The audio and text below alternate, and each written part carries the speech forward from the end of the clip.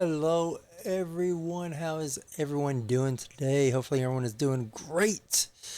Uh, it's not working the way that I want it to, but we're gonna make it work anyways. How is everyone doing today? Uh, Hopefully, everyone is doing fine.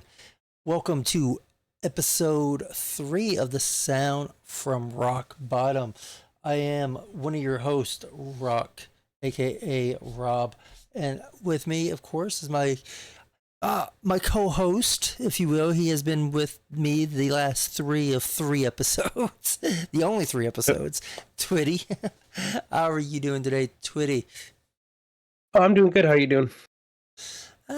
Not doing too bad. Not doing too bad myself.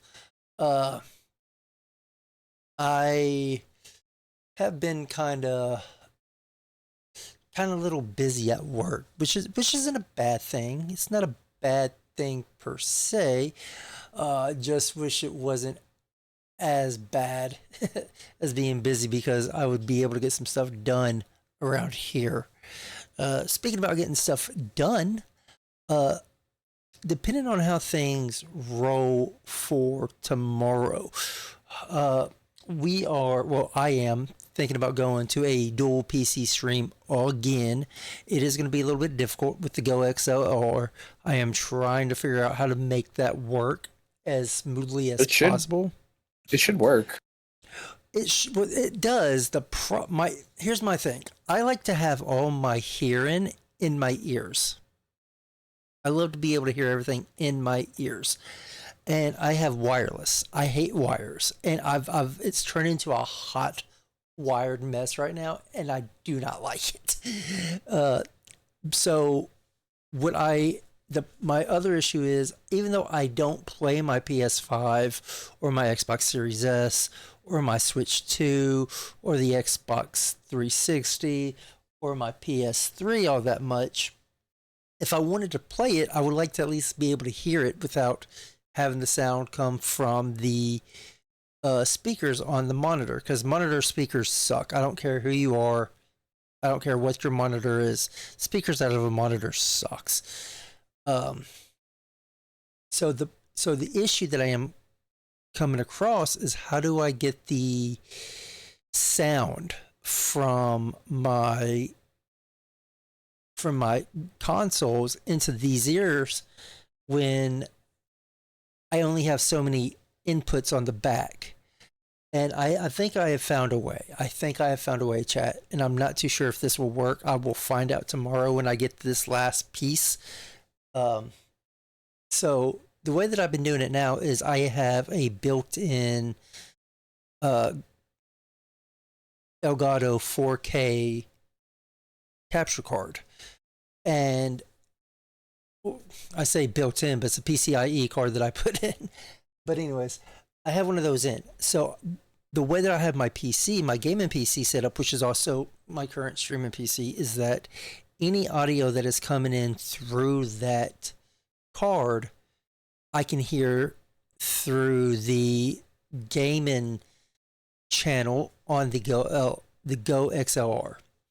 That way, it's just one dial. That's all I got to mess with is one dial.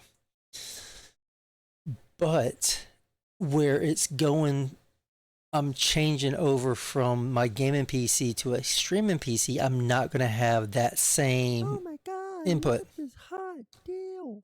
So, thank you, Tosi, for stopping by. I appreciate it. You're pantyless. Well, I would hope that you're Uh, pantyless, seeing that you're a guy.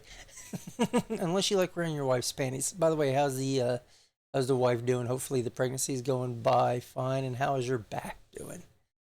Um, so that's my biggest thing, is trying to get the audio from my game systems into my wireless headset. And what I did was I went out and I bought a uh, HDMI splitter. So the plan is to have my HDMI splitter hub, which is 5 in, 1 out, and have that one that goes out split into two different HDMI ports, or go into two different HDMI lanes. One of them keeps to my gaming PC, and the other one goes to the streaming PC. That way I can still hear all the audio. I don't know. It sounds like really messed up. It might be. And the I worst thing don't you know have yet. to worry about is just hoping that it doesn't affect the video quality, having that big of a split. Right. Well, back's good. All nerve pain down the legs now. Stroke on bandage and baby comes Tuesday. Well, congrats on the baby. Yeah, congratulations on the baby. I am hoping for a healthy baby. Yeah, Hopefully I hope a it's healthy a mother. quick, painless delivery. Yes, and hopefully all your nerve pain goes away. You know, at least it's not in the back anymore. You know. Yeah, especially Still. before you have to sleep on that hospital couch. Oh yeah, that's gonna suck. That's gonna suck, my guy. And Been there. I don't know if you've noticed, but I have come across some of your. I am back on TikTok, folks. Real fast. I took about a 2 to 3 month spell from TikTok. I don't know about you, Twitty, but for me, I come and go on TikTok. You know, I'll spend like 3 or 4 months on TikTok, just endlessly scrolling, and then I stop for 3 or 4 months. What the hell happened in the past 3 or 4 months? Because now it's like only parks. Like the National Park Service has become a very, very thirsty thirst trap for everybody. I saw it and I'm like, and I instantly messaged after like the 6th reel, like almost in a row. I messaged Heather. I'm like, what the fuck happened to TikTok and the National Park Service? You know how hard it is to poop with nerve pain. That couch won't be anywhere near as bad. I know. I mean, I hey, know. I know how bad sometimes it is to poop, especially when you haven't done it in a few days and you just, yeah, that sucks. Especially when you've been in the military. You know. But yeah, I mean, the HDMI splitter that I have is it's 4K 60, which sucks, but I don't do anything in 4K, so that's good. 2K at I think the highest is like 144, which is perfect for what I do. That's fine. That's not going to be an issue. Because I think 120 honestly is the highest that my HDMI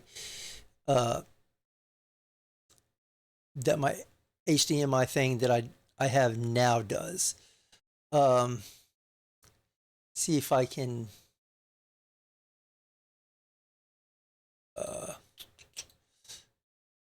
find it or not. We do have a few things that I do want to talk about tonight. But this is going to be just a fly by the seats of our pants type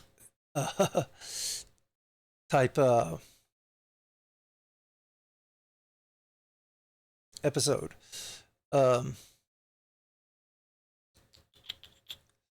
Don't know where it's at. It's nowhere here, which is surprising. Might have been 24 I placed it. hey, thanks for the follow, Toasty. So, next. Holy crap, I don't know where's that. Surely I didn't buy it in 2023. I don't know where it's at. I know that I bought it from Amazon, I just don't know where.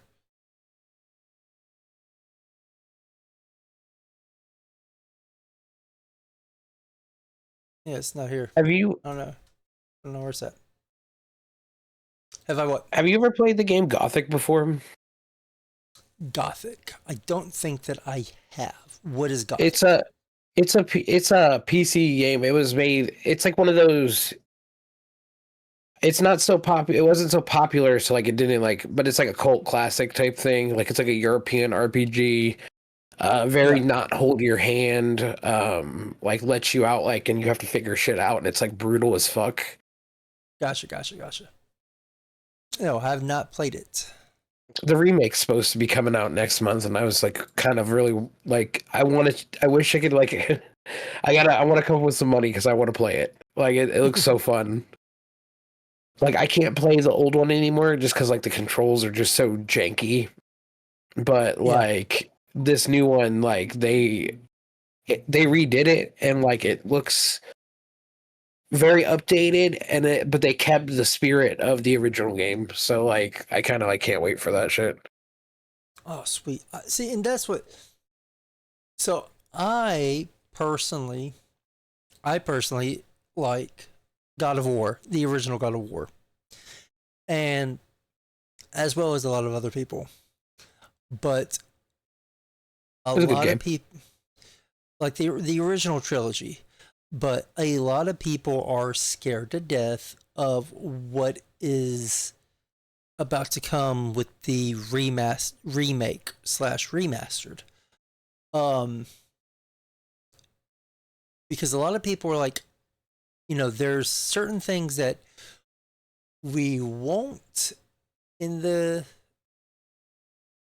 um there's a lot of stuff like we want to keep in the game that we're scared that they're going to take out, like some of the mini quest, like the sex scene mini quests and stuff like that. We're scared that they're going to come, take away from.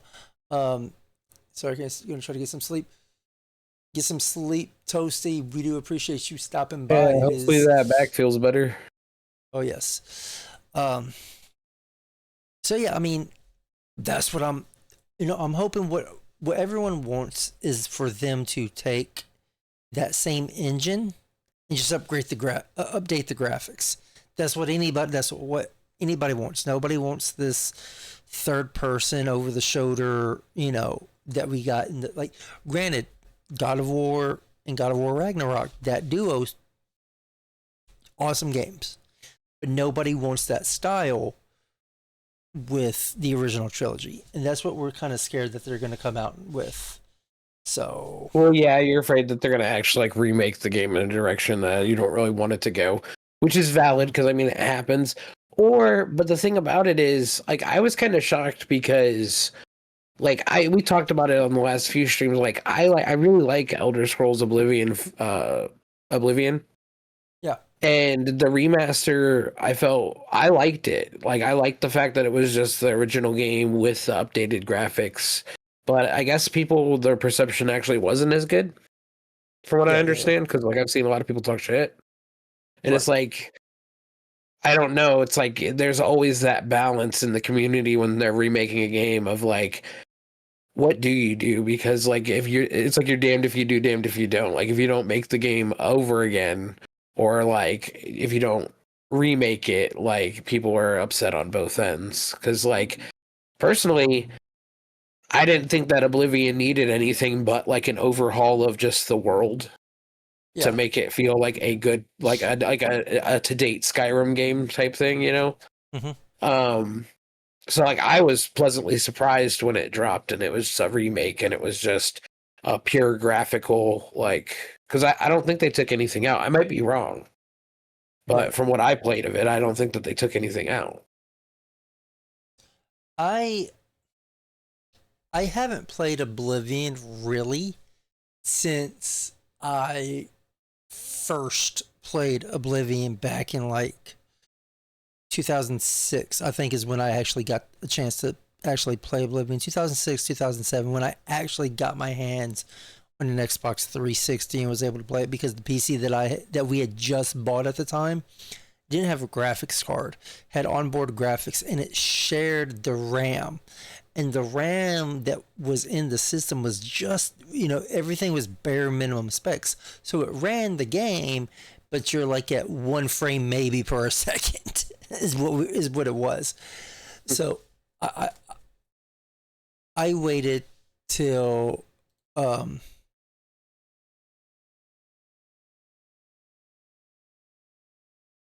waited till I got the Xbox 360. That was one of that and Call of Duty 3 was the first two games I bought for my system. I was very hesitant on getting the remastered. I really was. And because I didn't like Oblivion, which is what we talked about before. I wasn't a fan of the original game like, don't get me wrong, I enjoyed some of the things that happened, like the Thieves Guild and the Dark Brotherhood quest. Like, all those were great quests. Don't get me wrong, amazing quests, some of the best. But overall, story wise, not a fan of it. Just I'm not, I wasn't a fan of I'm just a fan being, of that style of RPG. I like any RPG where yes, if you use a skill, it upgrades, and that's like kind of, and that going yeah, back to Gothic, that's kind of what Gothic is. It's it's like the traditional RPG in the sense like it's not holding your fucking hand. You have to read things to figure out where you're going, or like pay attention to what people are telling you. Like, yeah, and they don't hold your hand. There's no compass with a marker, like, and if you right. use things, that's how you upgrade them, and that's how you advance, so to See, speak. I like that. I like the fact that you don't just. I like I the don't fact understand that why you you don't up. like Oblivion then, because Oblivion you had to use the stats in order for them I to don't. upgrade. I don't. So let me rephrase what I said. Oh, okay.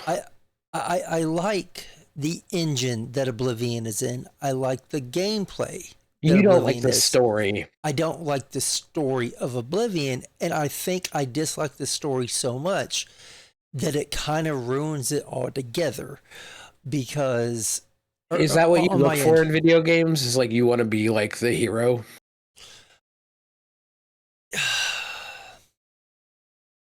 yes and no. Like, in certain games, I don't expect to be the hero.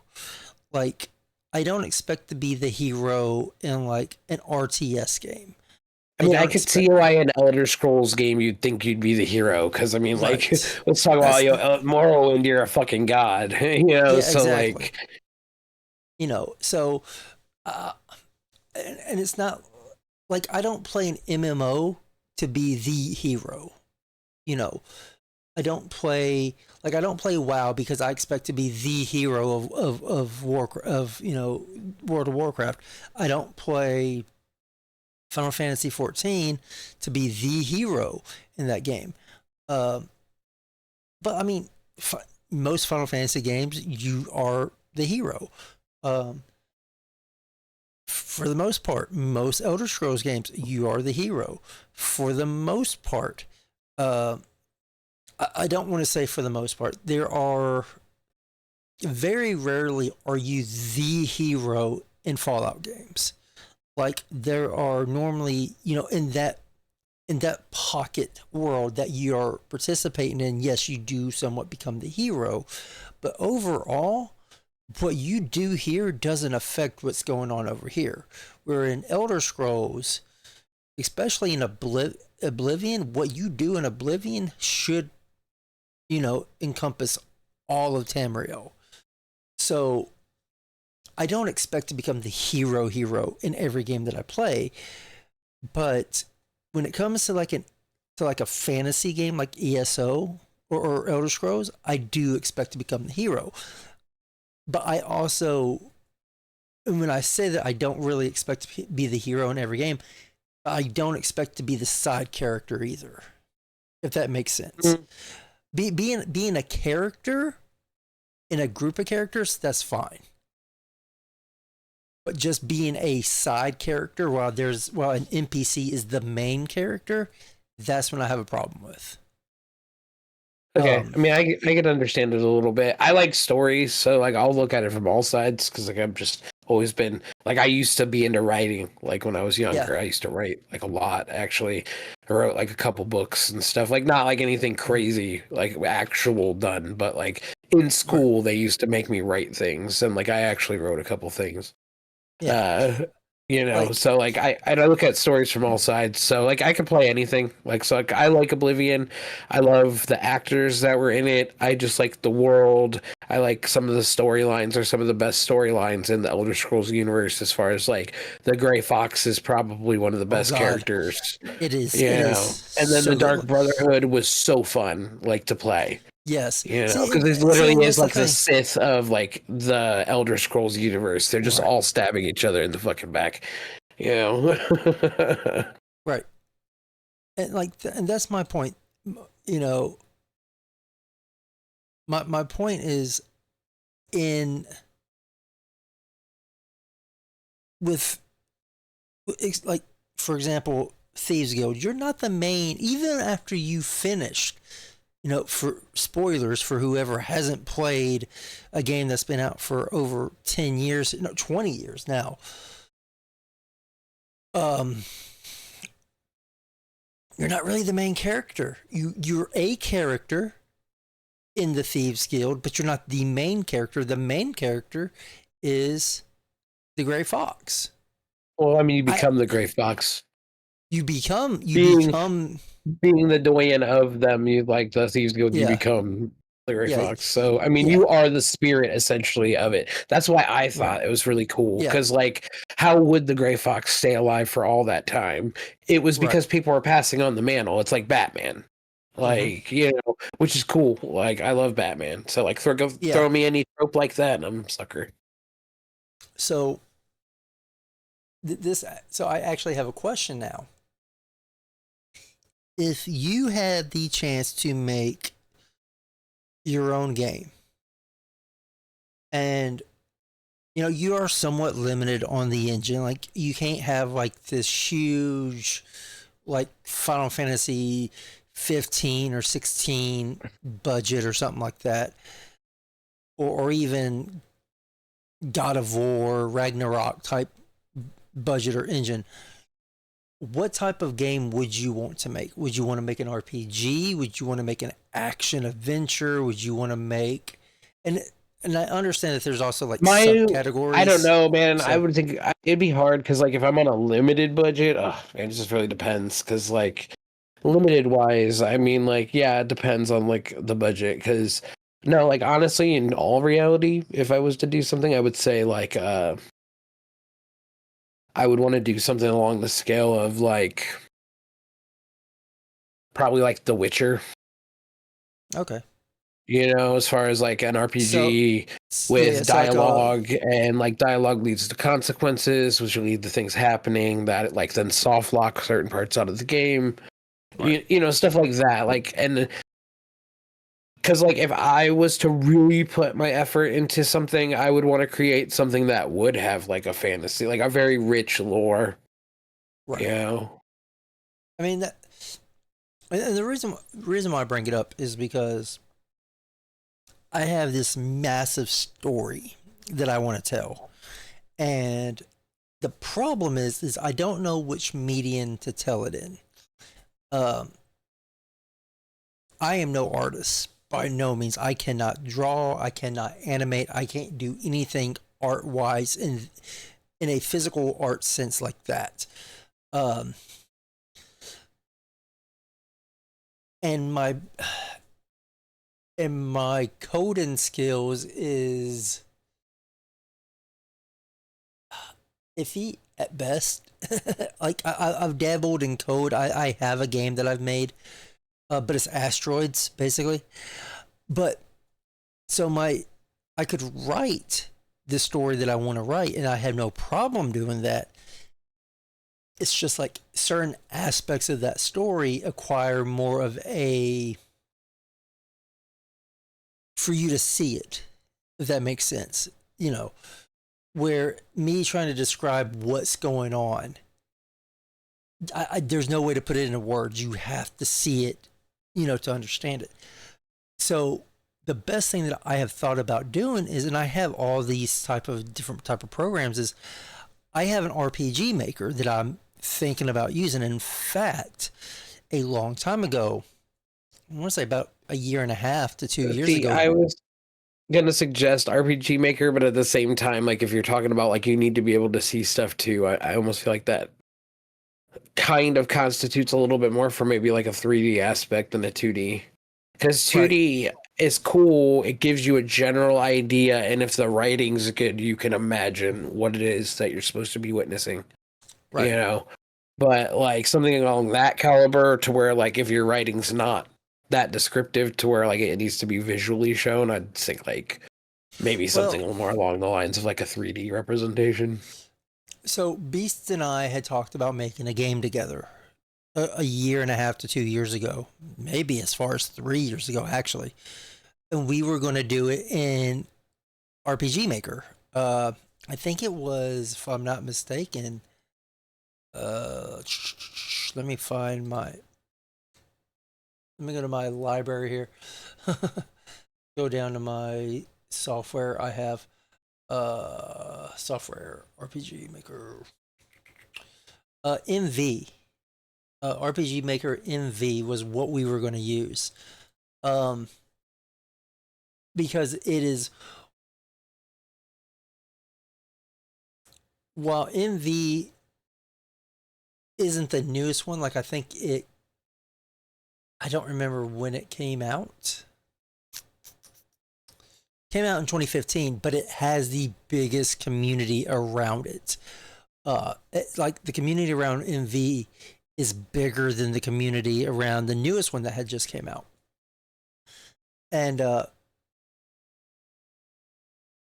so I was thinking about going that route. But like you said, you know, the thing that I would have to do is, if I'm going to make something very visual like that, I would need to have it in some sort of like 3D aspect, and I don't know if I would be able to Years have it ago, in I would have just, suggested Unity, but like now I wouldn't. yeah, like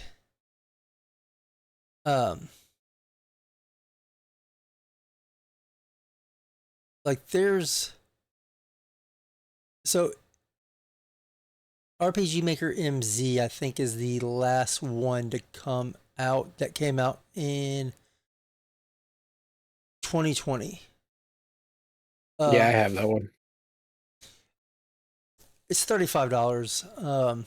Actually, If you wait actually for the beginning of the year, it goes on sale. Like there's always a sale at the beginning of the year, and it's like it's really cheap. like it's on sale right now for like $36 from 80. It's not bad. No, no.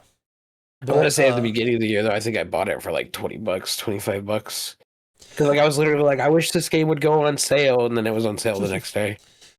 Well, one of the games that's Action Game Maker is it's a 2D. It's it's 2D action. I guess like it's platforming like Mario or something like that. But it has mixed reviews. It says it's not as easy to get into as the other engines. So I haven't got it yet. I have it in my wish list. I just haven't picked it up yet though. But yeah, like I love to tell stories. You have some people that love to build things and show off what they build. Then you have other people that love to tell, like when it comes to gaming, you have people that love to make a game and show off what they were able to accomplish in a game. And then you have the other side that love to show their art that they did and how they were able to represent that in a game. And then you have like the third, you have like four, people that build the code, what they were able to do. And then you have the people that were able to do the art, and then the sound engineers. Some games just have amazing soundtracks. There's just, I'm like, oh my God, this sounds so good. Elder Scroll games, for one. I love the soundtrack. Absolutely love the soundtrack for Horizon Forbidden West. That soundtrack is amazing. And you have people that, hey, this is the story that I want to tell. I want you to experience this story. And you want to talk about an amazing soundtrack? Castlevania Symphony of the Night for PS1. That soundtrack is crazy how good that shit was for the time. Oh yeah. When games weren't even thinking about that stuff, dude. There's over here with full rock instrumental tracks, orchestral. Is it what game is it? It wasn't Castlevania, was it, that had like Rage Against, what game was it that had like Rage Against the, or it was a Netflix series. It was a cartoon Netflix series. Oh, are you talking about the Devil May Cry where Evanescence Yeah, did yeah, the? yeah. Yeah, Yeah, they had like actually, Rage Devil May Against the Cry 2, the Machines. second season just came out.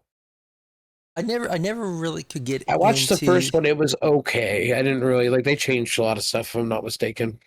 I couldn't get into it because for me, when I watch anime, I'd like my anime to take itself seriously. Like, That's not a Devil May Cry game, though.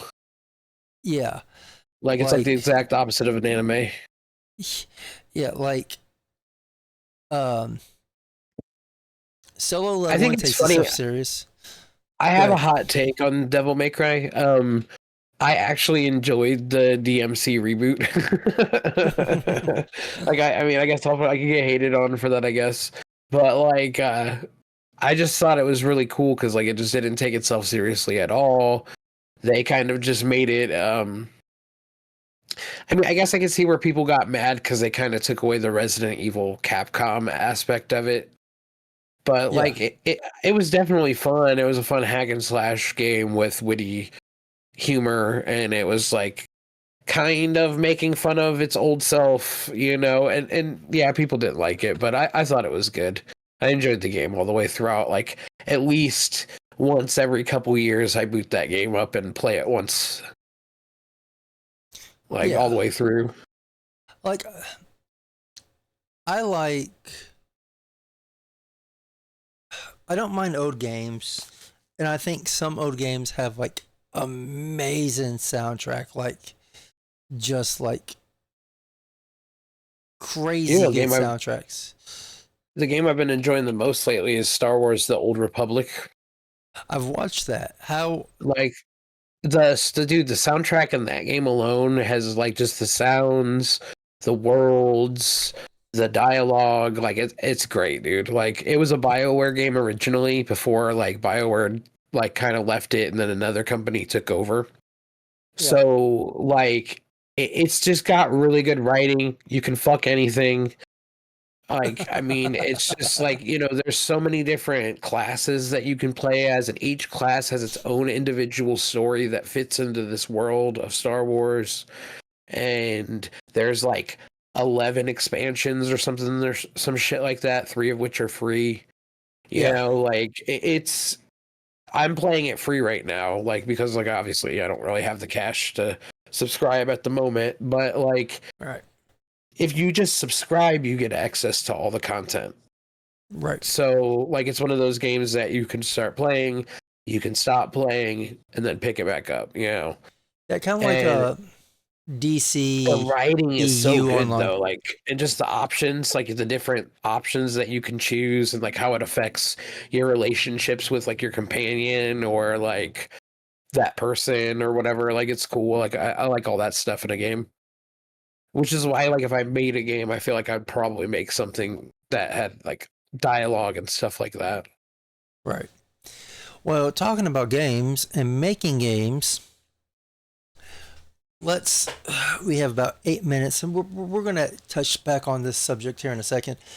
But there's something that I want to bring to everyone's attention because Sony is doubling down on this. I was never the biggest Jim Ryan fan.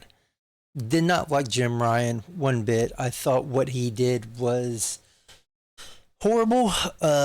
Some people disagree with that.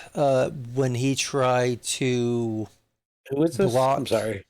Jim Ryan used to be the head of basically PlayStation in North America, and uh, he he was the one that went on like this big huge crusade to keep Microsoft from buying Activision Blizzard and all this other stuff. And but the one thing that he did that was good that I applaud him for was he was the reason why we started seeing a lot more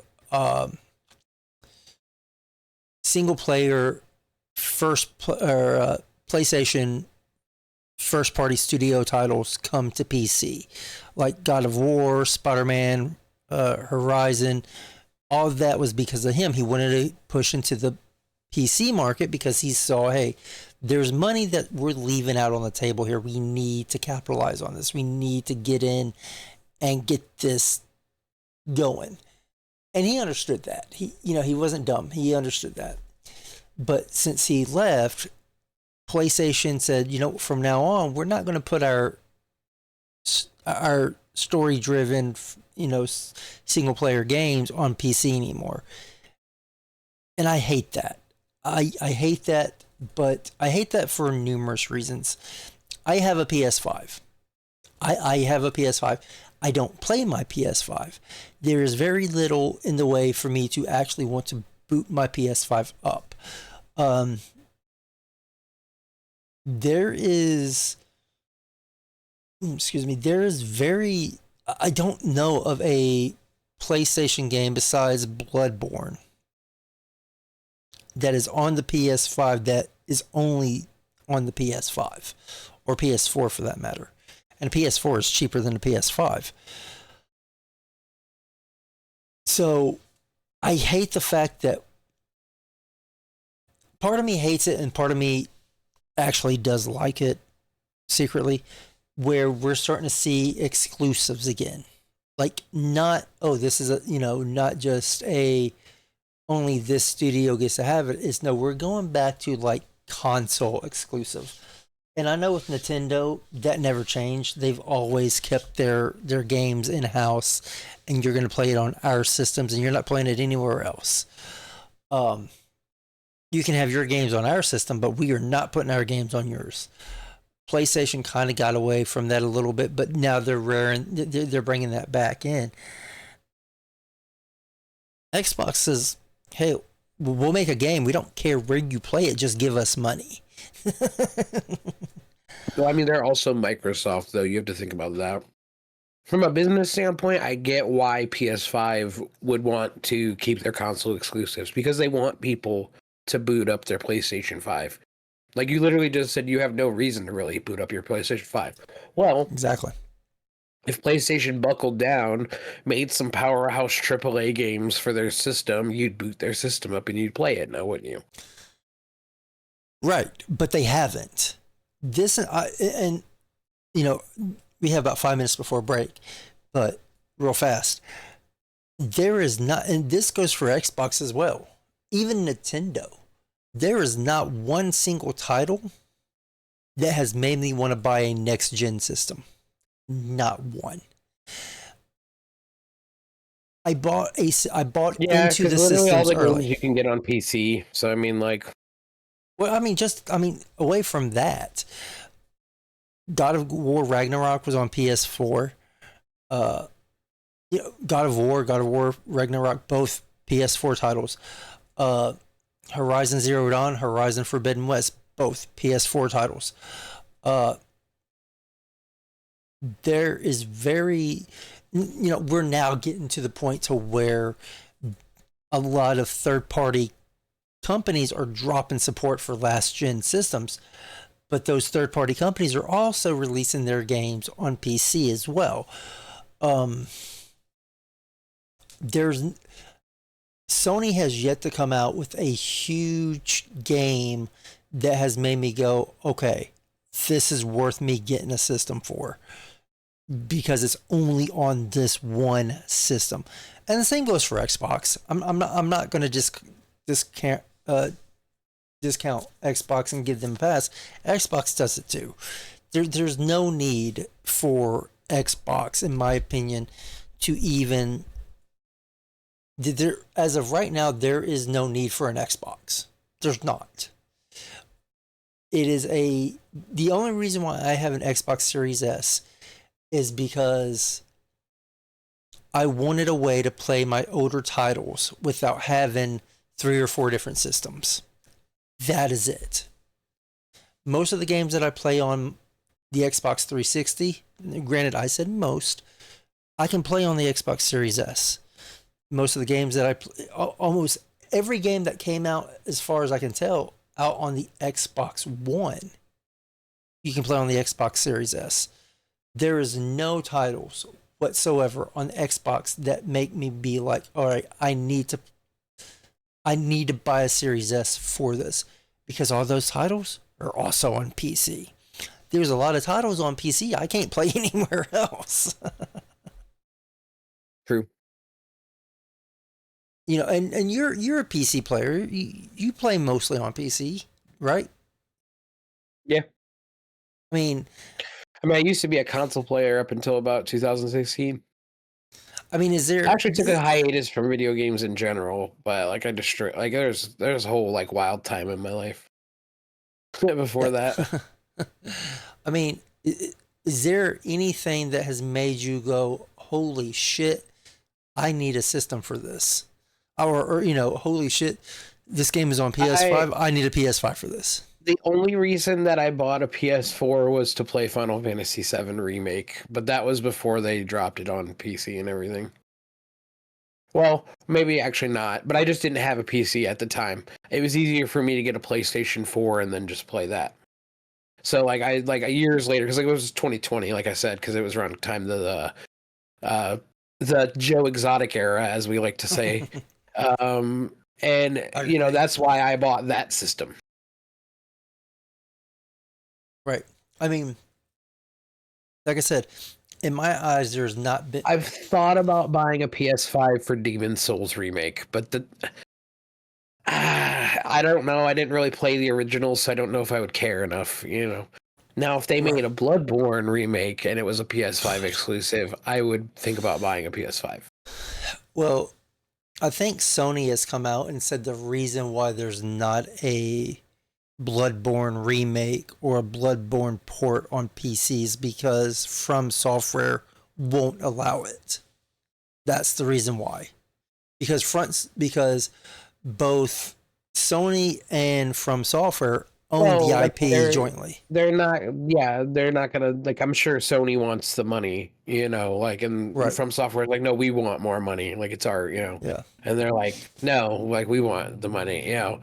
So it's probably greed. It's stupid because there's a lot of money that could just be on the table if they would just split the shit. Oh yeah. But just think about how much of a bonus for your console, though. Like, I doubt PS5 will ever hear this, but if anybody from PlayStation is listening, make Bloodborne a thing on PS5 and people will play your damn console. And then just make some powerhouse hitter titles. Oh yeah. Like, really. They've got so much good assets. Like, why don't they use them? You know, Activision, Blizzard, Bungie, and yet, like, you can't get them together or like into their own individual worlds to say, "Hey, we want you guys to make a game, like a really good game." Like, you know, like, here, we'll give you X amount of time, do it. You know. All right, we will be right back after this break, and we will get back to this subject, and it's going to roll us into another topic that I want to get into. But just stick around, folks, and we will be right back. Thanks for hanging out. All right, folks, welcome back to the podcast. How is everybody doing? So, real fast, Twitty, before we get back into our discussion about how these game companies need to just come together and just give us what the hell we want instead of just leaving money on the table. Where can everybody find you at? What are you doing? I mean, as always, you can find me at TwittyStreams everywhere. OnlyFans? No, I mean, Twitter, Twitch, Kick, YouTube. You can all find me at TwittyStreams. I've been playing some games. I've been ready to get back into some reactions now that I got my voice back.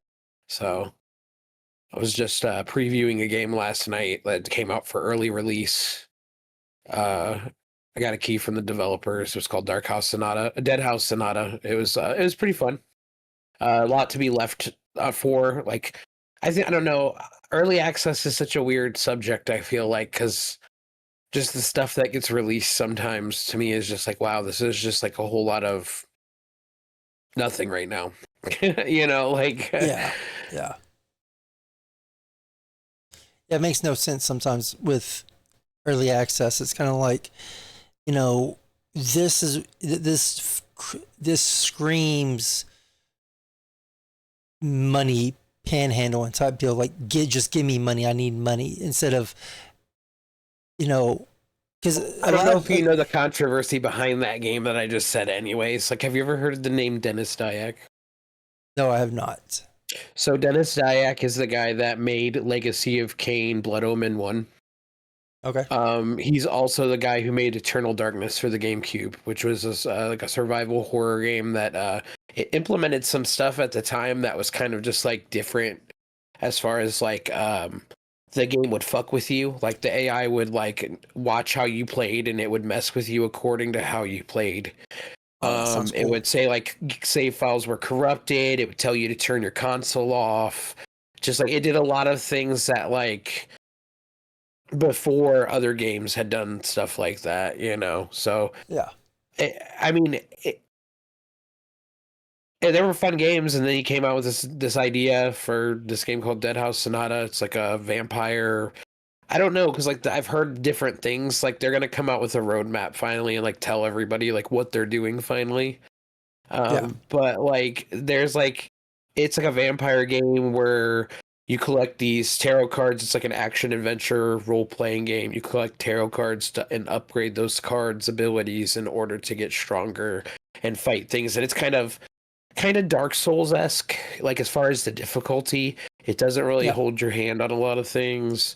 But there's a lot of lore. There's a lot of like audio files you can listen to about like lore in the world. It's got this whole cool like atmosphere that's kind of like the vampire atmosphere from Legacy of Kain. So I feel like they could do something good with it, but as far as right now, they've only got like a handful of bosses. It's like 2 or 3 I think it's like 3 bosses that they have right now. The combat's clunky. There was this whole mix-up where they were charging like way too much for stuff on their shop. So like they kind of came off looking greedy, like out the gate. So I mean, like there's a lot of controversy behind that game. I just really wish that they would make something that had that. I like vampire shit, so like I would be down for a game like that. But I don't know. Excuse me. I have a lot of. I think it was Blood Omen 2 that came out on the OG Xbox.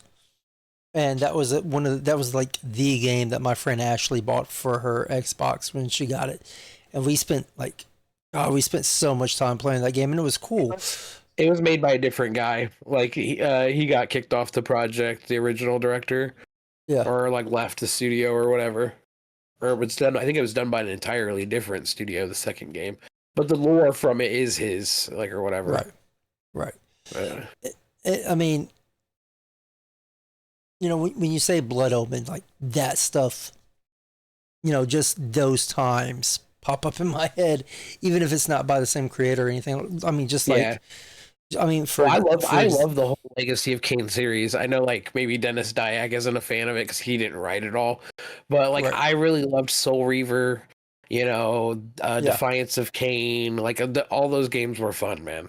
Like, I even have the remasters. I've been trying to figure out a time where I want to go through and boot those back up and replay the Soul Reaver 1 and 2. I like older games. Like I love older games. I just have a hard time going back to playing them. The controversy was that a lot of money got like mismanaged under some of the game companies that Dennis Dyack was with. That's where I was getting at. Sorry, I kind of forgot where I was going with that. But no, that's like what happened. So like to see like the store prices and shit like that they had kind of made them look really greedy. And like I hope that that's not the direction that they're going. It's just a 10-man development crew. So I give them a little leeway on that. It's an indie company. There's 10 people running it. They came out with a patch, I think, after the first week of the game launch. So that's a good sign. Maybe they're actually in this for the long haul. Because they said they had originally proposed, like, a 10-year plan of content for the game. Where there's, like, multiple classes. There's going to be, like, undead classes. And, like, all sorts of other classes. when someone says a 10-year plan, the first thing that comes up to me in my mind is Destiny. Yeah, which And they're ending. Did you see that they're actually ending the service for that? no, I have not actually. Yeah, this next month, the thing that's coming out is the last bit that's coming out. They're ending service for Destiny 2. It's so Bungie can focus on other projects. I wonder if that's something that Sony. Oh, Yeah, I what? mean, they are owned by So Sony now. okay, so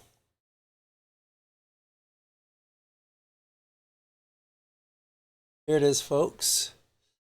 Destiny 2. This is 10 hours ago from Bungie themselves. This is on Bungie's official webpage.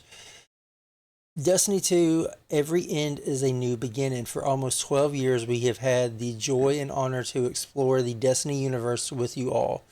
Through the ups and downs, surprises, and triumphs, building Destiny alongside our players have been a monumental privilege. While our love for Destiny 2 has not changed, it has become clear that after the final shape, we have reached the time for our shared worlds and Destiny to live beyond Destiny 2. As our focus turns to new beginning towards a new beginning for Bungie, we will begin work incubating our next games. To that end, on June 9th, 2026, which is just a couple of weeks, we will release the final live service content update for Bungie for Destiny 2 to begin that new journey as a studio. Though active development may be concluded, we will ensure that Destiny 2 remains playable just as the original Destiny is today. Many changes in this final update will aim to ensure that Destiny 2 is a welcoming place for players to return to. We're proud of Destiny 2, the places it took us, and the legacy it has created. Because of you all, our universe is vast, built on years of shared stories, adventures, and victories. From the Constradome to the Pale Heart to the Lawless Frontier, we have forged lifelong memories and friendships with you all. We are incredibly grateful to everyone who had made the journey with us. From the deepest part of our hearts, thank you. We'll see you in the stars. Destiny 2 Monument of Triumph will be available to all players. We are inviting Guardians to take part in the celebration. Accomplishments, legends, renegades, conquerors, new lights, and everyone in between. Rediscovering soul. We've embraced it.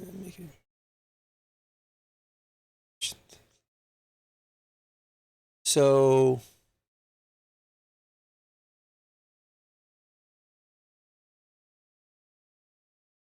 my question is, so the story. Monument of Triumph will deliver small character beats to lead the story and characters in interesting places, touches on themes across Destiny. We encourage reading and exploring to find all the Easter eggs, callbacks, reveals, and love for the lore hounds.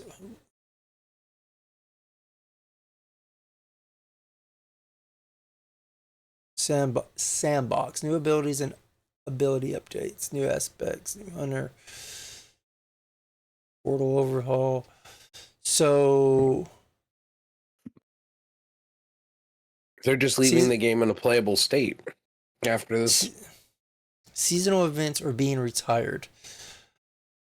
Silver and Bright Dust will continue to be earned through currency. Silver will be continue to be available for players to purchase and exchange for various items in the Eververse.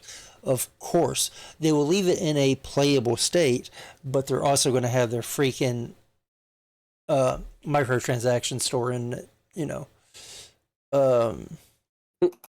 We are bundling all Destiny 2 content packs into a singular purchase available on June 9th. This includes campaigns, dungeon keys, the 30th anniversary pack, and more. Individual content packs and expansions will also receive permanent markdowns in June. That shit was already cheap.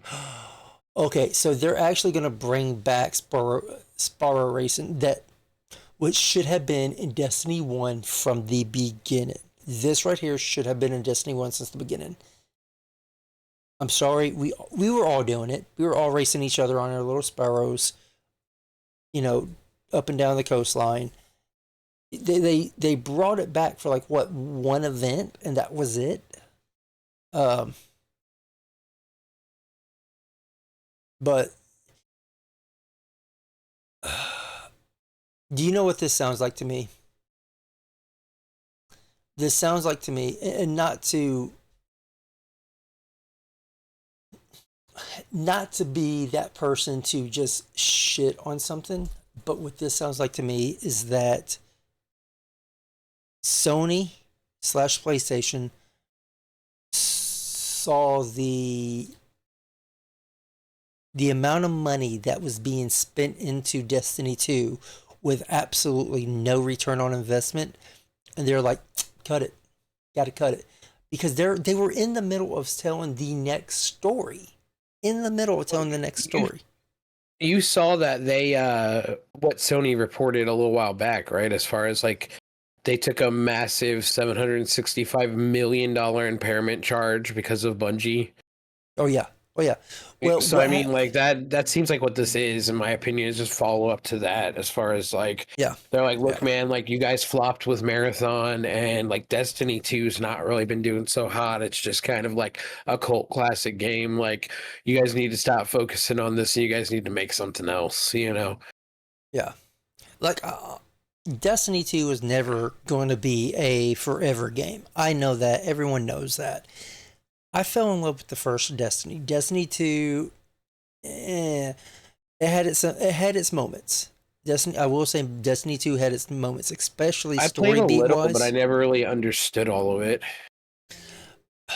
The problem that I had with Destiny 2, and they've tried to course correct it, but I think it's too late now. Obviously it is, but in the way that they was going to course correct it didn't really make a lot of sense, was that they started to sunset early campaign missions and story beats and raids and dungeons and whatnot. So you never, if you were a new player coming into Destiny 2, let's say you played Destiny 1 and you just never got the chance to get into Destiny 2 and you finally did, like years later, well, none of that content is available anymore. Like you have story beats, but that was it. And that's kind of how this sounds like to me. Is like they're going to be sunsetting a lot of, you say that it's in a playable state. A playable state as in what aspect? Because it just said story beats. It didn't say, hey, these campaign missions are going to still be available. It said, hey, yeah, you're going to be able to have these dungeons and some of these raids, but it doesn't say, I'm pretty sure it does. Let me look if it tells you what dungeons and what raids. Pantheon, raid and dungeon loot updates. All raid and dungeon weapons and armor have been revisited to bring them to modern standards with the full tier parity, new set bonuses, new perks. All right. Weekly featured raids and dungeons return, giving players additional opportunities for high-tiered weapon or rewards each week. We have all details and plans for an upcoming TWID.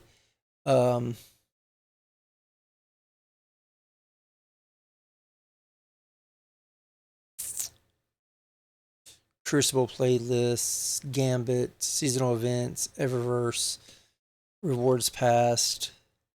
Yeah, so like I said, it doesn't say anything on here on what, if anything, they're bringing back and leaving in game.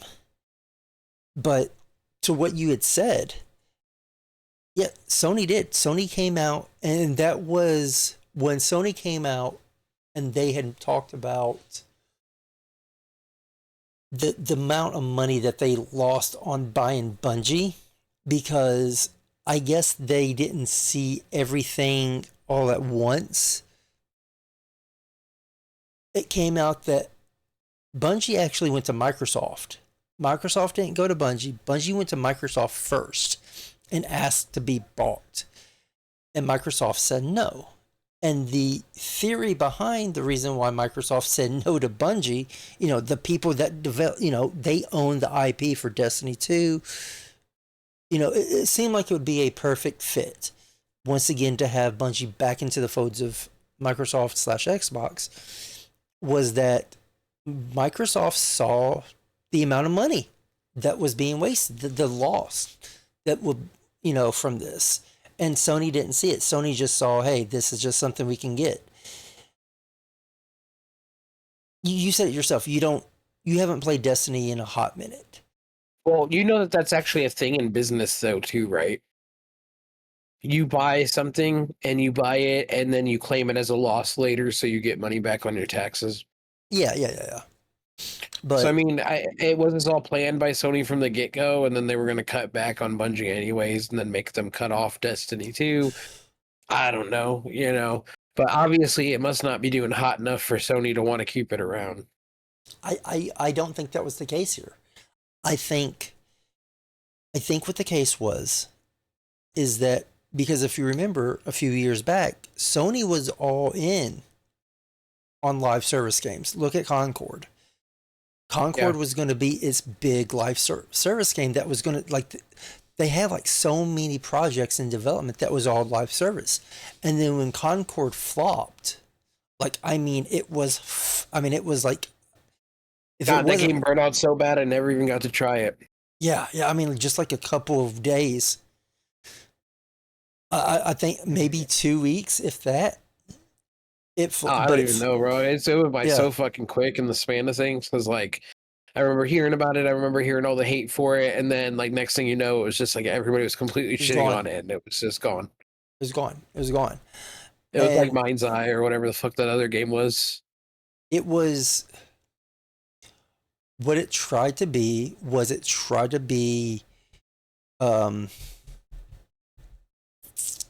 crap, what's that arena shooter that Microsoft owns now?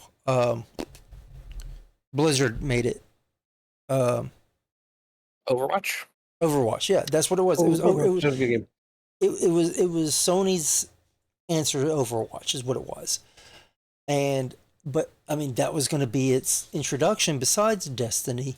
It was this introduction into live service games. And they canceled so many projects to do live service projects. And then when Concord flopped, then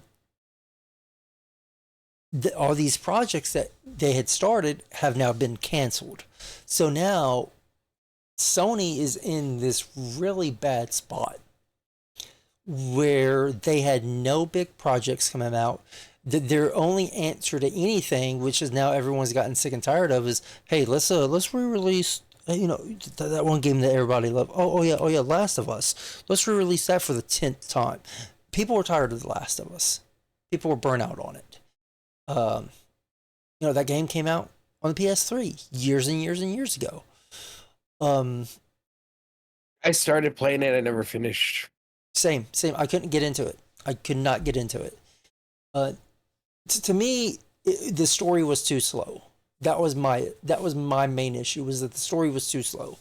The story dragged on too much. But that's just me.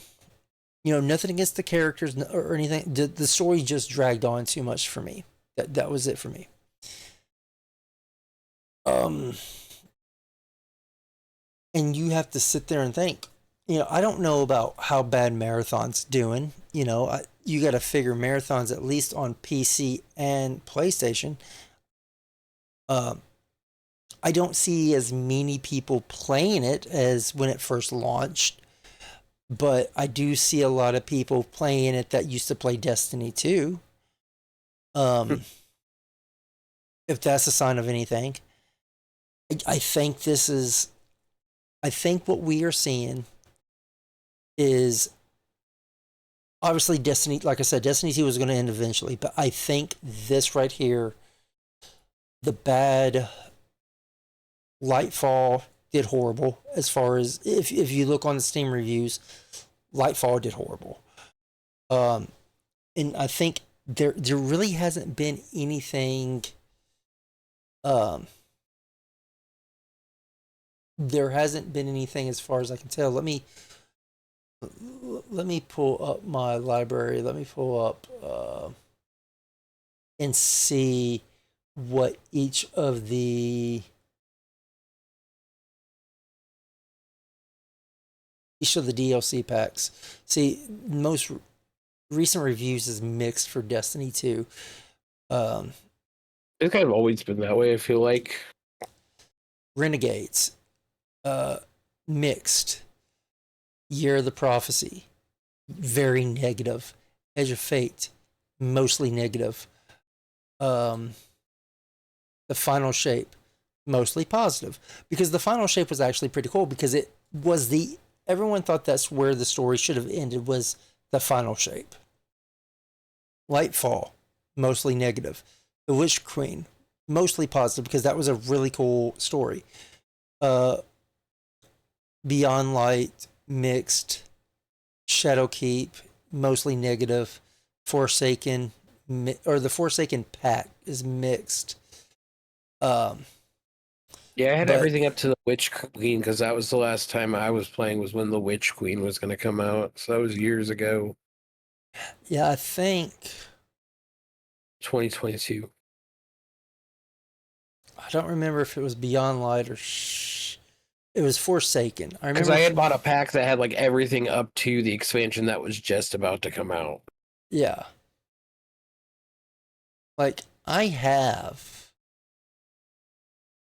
don't have the Year of Prophecy. I don't have that. But I do have Renegades. I do have Edge of Fate. I have the Final Shape, Lightfall, Witch Queen, 30th Anniversary, Beyond Light, Shadowkeep, Forsaken. You know, I have all that. So, I mean, as of late, Yeah. it's, August 17th, 2022. you know, as of late, April 1st was the last time I booted mine up. That was back when I was For trying to April have. Fool's Day, you're like, I'm playing Halo. Oh, no, I'm not. I mean, you know, I like Destiny. I love Destiny. I love the lore of Destiny. Which is something that I kind of wanted to get into it about with you. I love the lore of Destiny, but I think the way that Destiny 1 came about with their lore was piss poor. I hated the way that Destiny 1 did their lore. Destiny It's the 1 growing pains of a game like that.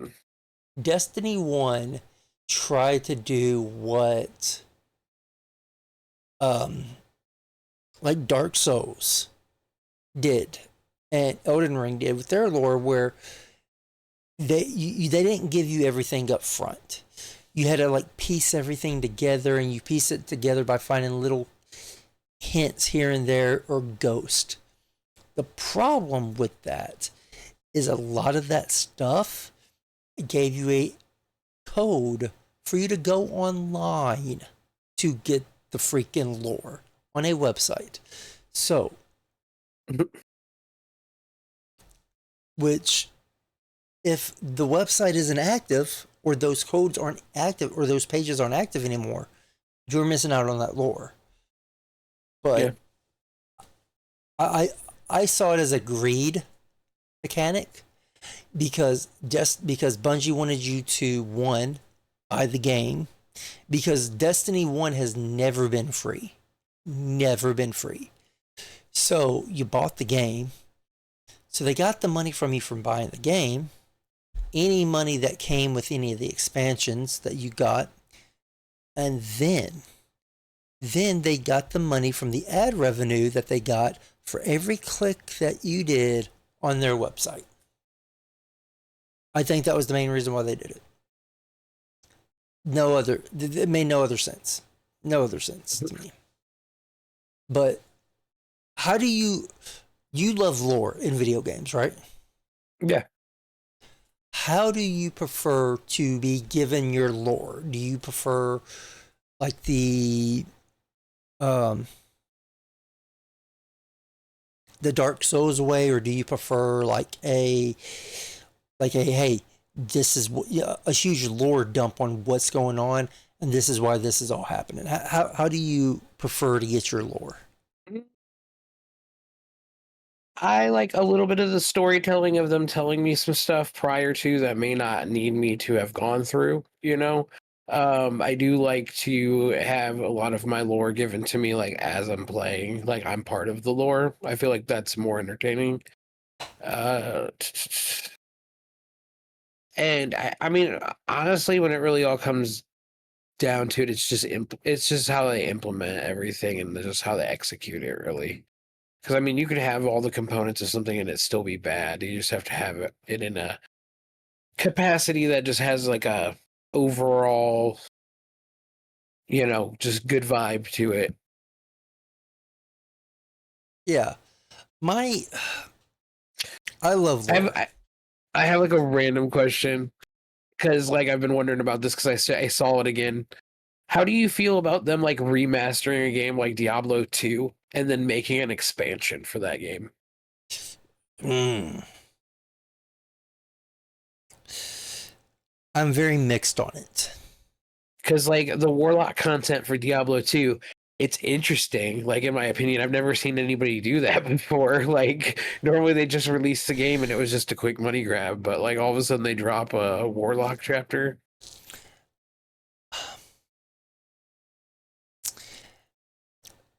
Here's my issue with that. I, of course, normally on Saturdays is the title is it's Saturday. You know what that means, and I play Diablo 2 on stream. The remastered, by the way, not the original, because it's just really hard to get the original up and running in a decent Well, and I mean, state. why when you have a better looking version? I mean, right. It wasn't like it was bad. I mean, I played some of it. I want to play through the whole thing just because I love the game. Yeah. It's such a good game. Yeah. So, I do play Diablo 2. And I love Diablo 2. I think the inventory system's shitty, but that's just me, and that's... I want to play it with people, though. Because that's what will always stick out to me about Diablo 2 is just, like, it was one of the first, like, real live service games, like, I played and, like, kind of, like, really fell in love with. Because, like, I played RuneScape, never really was able to play WoW, couldn't afford a subscription. So, like, a lot of other things were out of the question, too, because subscriptions, So, like, literally, like, I played Diablo 2, and I just remember all I had to have, was the game, and I could play with other people through Battle.net. And, like, dude, like, just the hours of just endless playing every class. My introduction to Diablo 1 was on the PS1. And yes, and before anyone says, because I know there's people out there that will argue this, oh, Diablo 1 was single player. No, Diablo 1 was not single player only. On PlayStation 1, you could have 2 players. Because I played with my friend played Diablo 1 on PS1. My introduction to Diablo 2, on the other hand, was when I was in AIT. Every Friday night, the internet cafe at the rec center that everybody went to after, it's where we had, it was a rec center, it was amazing. Anyways, had a huge computer lab in it, and it had Diablo 2 on every computer, and oh my god, did that place get bombarded with people trying to play Diablo 2. Diablo 3, I bought when it first... We had the same experience with Halo 3 at my high school when I was a kid. Like, we literally killed the whole entire internet in the school because we were literally all playing what was it, like big team battles or some shit like that. So it was like 16 versus 16. Diablo 3, I bought Diablo 3 on Xbox 360. And it kills me that I did this. I still have the box. I just don't have the disc anymore. I bought Diablo 3 on Xbox 360. And I did too, don't feel bad, because that's all I had. And then I took the disc for Destiny 1, which I have the collector's edition. I still have all the stuff for the collector's edition, the whole box, the whole 9 yards. But I took the disc and I traded that disc in, and I got I upgraded my Diablo 3. And because I loved it. I absolutely loved Diablo. I've played 2 or 3 times Diablo 3. I have it on almost every system. I have it on Xbox 360. I have it on Xbox. I have it I've on done mad PS. hours into Diablo 3 Yeah. too. I have it on PS4. I have it on PC. I even have Diablo 3 on my Switch. I played it I played it by myself. I have played it with Heather. If any of y'all remember, way back in the day, me, Beast, and a couple of other players of the Stream Hat Mafia, we all played Diablo 3 together one night. So yeah, I love Diablo 3. Diablo 4, I can honestly do without. Honestly, I don't know. I've enjoyed it personally so far. I don't have high expectations for shit like that anymore though, because like, bro, nothing in the Diablo universe, like, 'cause, like, I kind of had to get used to it in 3, because like nothing in the Diablo universe is ever gonna be as cool as Diablo 2, because you fought all 3 terrors. Nothing will ever be as good as the first Diablo or the second Diablo for one main reason. While they're not identical, but they are very similar soundtracks. Their soundtracks, nothing will ever top them. Those are top tier soundtracks. Diablo 3 soundtrack is okay, but it is nowhere near as good as Diablo 2 and Diablo 3. I'm just talking about from a story aspect, like just being able to be the hero that defeated all 3 terrors. Right. Like just being part of that group, like that is like ultimate tier Diablo right there. But to being a Nephilim. But your question, how do I feel about them adding an expansion to a fully released game that they have remastered? Yes. I don't mind them adding a new class, and I don't mind them adding story content for new for a new class. What I mind though is, let me just pull it up. Diablo 2 store page.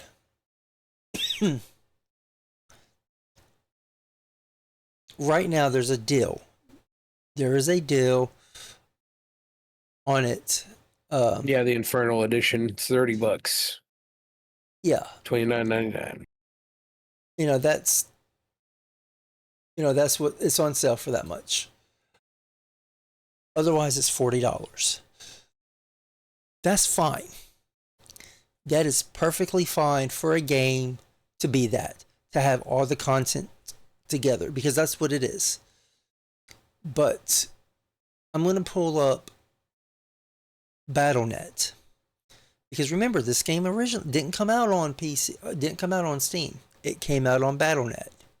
That's how you had to play it. I own it on Battle.net, so I own this game twice because I wanted it. I wanted it on Steam. I hate Battle.net. The most helpful review on there, right? Check it out. It's updated Diablo 2 in.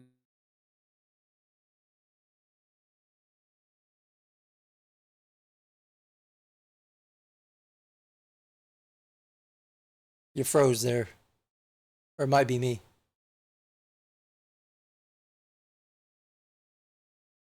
I think it might be me.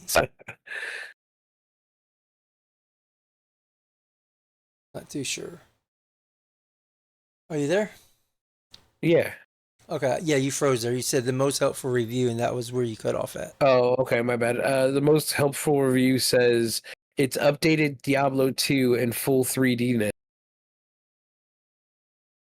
They even cannot connect to Battle.net service like in the original game. I can't. All right. So I'm going to pull up Diablo 2.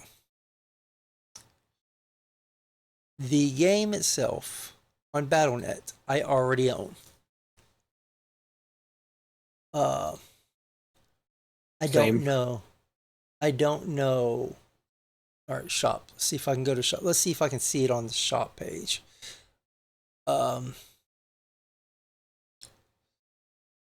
Diablo 2. I don't think you can buy just the no, you can't you cannot buy just the Diablo 2 by itself anymore. You have to buy the Inferno edition. And it is for the Inferno edition. There is no so the Warlock upgrade. There is no just no for the expansion it's $20. Yeah, it's $20. Otherwise 25. 25 for a class and some class only, as far as I can tell, quest is outrageous. Just completely outrageous. I think $20 would be more reasonable, but I mean, we also gotta just I mean, just inflation sucks. Like, right? Like, I hate life. Like, everything's so much fucking more expensive for no goddamn reason. But like, I mean, it's just inflation. Like, it's $25. It would normally be 20. And that's like if you buy the bundle, you can get the game and the expansion for 20 each. So like, I mean, I think that's a good bundle. But I wouldn't buy it outside of that. I mean, like right now that you can get it for $20, like as an expansion, still cool. So like, at least there's that as well. But I would pay 15 for that expansion, not on sale. I would say that, but at the same, well, I mean, I guess no. Lord of Destruction's a different story because not only did you get classes, you got more content. So I mean, but it was already. And my thing though is it was already built into the game. You got more classes, more story, a lot more story. Had a story to it. Like that's why you had to buy it. Yeah. But like I had the original, and then like I bought the battle chest. Diablo 3 came with, or not Diablo 3, the battle chest of Diablo 2 that came with the game, the Lord of Destruction expansion, and the strategy guide in a bundle. Yeah, I didn't buy I wish I still had that. That was so cool. But I don't mind. Excuse me. I don't mind them remaking games and then adding on to said games later with extra content. I miss those things collector wise. I don't give me a good box set bundle with like some extra artwork and stuff. Which we don't get anymore. Like, we very you know what you do get it with? You get it with vinyl. Yeah, I think that's why I'm addicted to it. Because like I just get cool ass shit. Yeah, we don't see a lot of stuff that we don't see. Let me find a way to put this. We don't get a lot of box sets anymore with physical items. Yeah. A lot of it just has, if you might get a box set, but you don't get anything actually, like, as far as the game is concerned, you don't get a disc in it anymore. You get a download code. And a lot of the stuff that you get is just in-game stuff that comes on a code. So, I'm not, I'm not the biggest fan about that stuff. But that's me personally. Yeah. I do. I miss it. Like we were talking about it last time with Beastman. I really do miss the days where like it's like I could not have the internet, like just have power, and like I can go ahead and like load something up and play it. Like that's such a good feeling, having a physical copy or something. Oh yeah, but like you were saying, even on some of the last generation consoles, they've been moving towards this whole way of taking this content away from you and making it like online only. Right. Making it online only, making it kind of just restricting the availability of it on when they want it to be available, when they don't want it to be available. And I get it. You can't keep servers up forever. Destiny 2, I understand you can't keep the servers up forever. Of course, in a perfect society, or in a perfect world, they're able to keep the servers up forever, maintain them up forever. Nobody loses anything. That would be in a perfect world.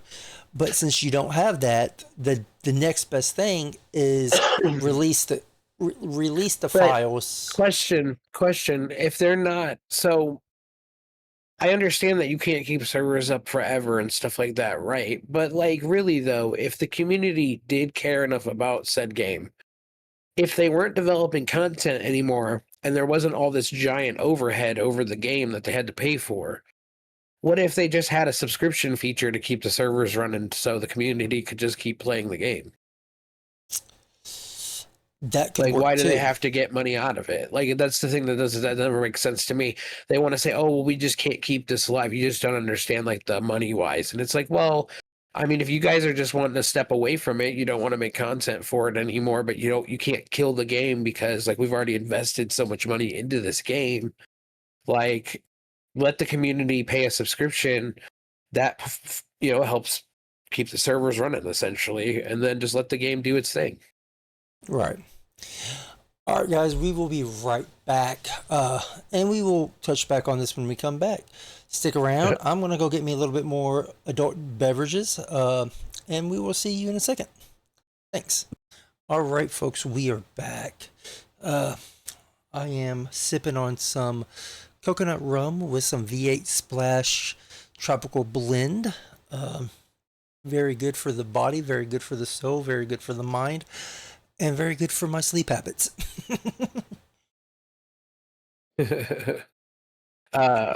I am sipping on Pepsi, and I have a pink Griffinade THC pen.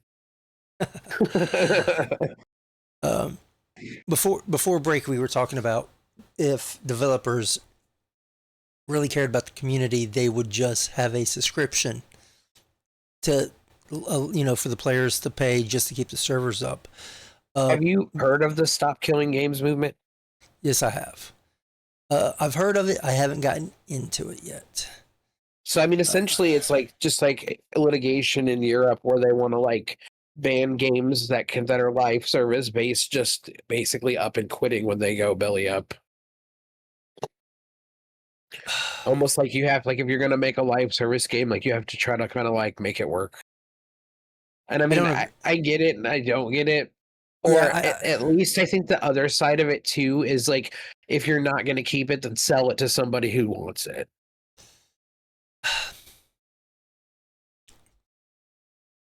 I get the concept, but here's my argument against it. And I'm not for game preservation. I love game preservation. I think game preservation is a wonderful thing. We need to be able to preserve our games, especially if you consider video games as a form of art. We have a picture that is hundreds and hundreds and hundreds of years old of some woman with a half-cocked smile. We have that under lock and key. It gets, yeah. And if you see video games as an art form, why don't you want to give it the same touches, if you will, as you do that? Why don't you give the same care as you give that? But on the flip side of that, when you buy a live service game, and back in the day, granted, we didn't really understand what live service was. Now we do. I mean, I don't know, man. I think it's kind of fucked up to just delete everything, though, at the same time. Like, I actually looked it up because I was interested in seeing, like, what their stance was. I don't want to misrepresent this movement. So, like, right. I'll just read what it says real quick. It says, "We are a global coalition of gamers, consumer advocates, and developers pushing for international legal protections. Video games are increasingly being designed to require central servers to function, even for single player content. When publishers decide to shut down those servers, the games are destroyed entirely. We argue that this practice is in violation of consumer rights. If you purchase a good, it shouldn't self-destruct. We are launching formal petitions exploring class action lawsuits and engaging with lawmakers worldwide to end international destruction of digital media." Yeah, I have it. So, I have it pulled up. It's on screen right now. Um, This is the whole movement we've actually kind of been tiptoeing around talking about, if you think about it. Because, like, it is the question of everything. It's like, is it okay for them to have everything on such digital mediums to where they can just take it away from you? Like, if you buy a game, like, you're not even buying a game anymore. Like, I don't even know why we I say don't. that, because we're not. We're buying a license. That anytime they could deem that they could take it away. So I'm gonna play both sides without playing both sides, and as from where I sit, and this is a hot take, but from where I sit, when I had my kids and I was married, I had 4 young boys, one of which was a newborn, so he doesn't really count. But I had 3 very young boys who played video games as much as I did. And trust me, this story will get to my point. We were physical games. That's, it just made sense. They were cheap. You could go to GameStop, buy them used, get them cheaper. Well, that is the argument too, is like retro games used to be fucking hella cheap before video games became so goddamn popular. So, like, you remember, because like we were talking about that, remember, like if you knew somebody Yeah. who's a gamer, like that was your best friend back when we were kids, but nowadays, like everybody likes games, so like, it's not as niche of a thing anymore. Right. But I got tired, and Destiny 1 was my first big one that I did. I got tired of trying to find my disc, because the boys would come in, they would take my game out, they would put whatever game that they were playing, and they would lose my game. It was either in another game box, or it was just somewhere, or the disc would get scratched. So we slowly started moving away from physical copies and going to digital copies, because I got tired of. That's wrong. You should have been a real gamer. You teach them how to treat those video games, Rock. Well, hold on. This will make sense here in a second. For 2 reasons. We switched over for 2 reasons. 1, I got tired of looking for my lost games. And 2, I became lazy and I got tired of getting up and taking the damn game out and switching it. Don't get me wrong, like just having a whole library of things that you can just click through and you don't have to find games is convenient. Like, very convenient. In that. So that, we went, my family started slowly integrating to digital. And now, like you said, almost everything is digital. I mean, if you want a DVD drive or a Blu-ray drive or any sort of CD drive on your PC, you're not buying it as a component. You're buying it as a external peripheral, like a mouse or a keyboard, one that you plug in on the outside of your case. My Xbox Series S is digital. There is no disc drive. Now, granted, my PS5. Yeah, I have one too. Like, it's my girlfriend's. My PS5 does take disc. My Xbox Series X that is in the living room takes disc. My Switch 2, of course, takes the cards. Xbox 360 still takes the disc, but I don't own a lot of physical media or physical games, anyways. When I buy, and this is just like I said from me, when I buy a game that is digital, I do expect. I have a few expectations. One, I expect when I buy said game for it to work. I think we all do. If you're selling me a game, I was bitching about that last time. Like they sell Vampire the Masquerade Bloodlines, but like when you play it, like it doesn't work on Steam. Like you have to literally download an unofficial patch for the game to work. It's crazy. I expect the game to work. Pretty sure Gothic was the same way too. Like the original Gothic, because Yeah. I think I had to download a mod from that, but I could do it through Steam, so it wasn't as annoying, but it was still kind of annoying.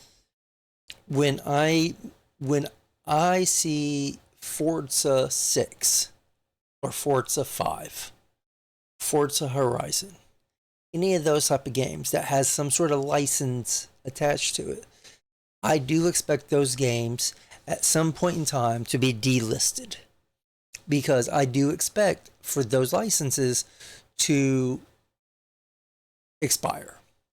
I mean, Just, yeah, you don't fucking buy NFL 2K26 and not expect 2K27 to come out. I expect that to happen. I expect those licenses to expire, and I expect those games to become delisted where you can no longer buy them. Now, do I expect a game to just me to go to log in and there be no notice of it's just shutting down? I do not expect that. I expect them to at least give me notice like, hey, listen, the game has run its course. We are moving to a different project. I don't expect a studio to stay on one title for the remainder of its life because it made an online only game. I do too, and my thing is I believe that like I make a way for it to be self-sustainable then, or sell the rights to it to somebody who wants it. Like, why are we just throwing it away though? I think, but the problem is to make a game. All right, let's example A. World of Warcraft. Just standard WoW, retail WoW is a huge game. Huge game.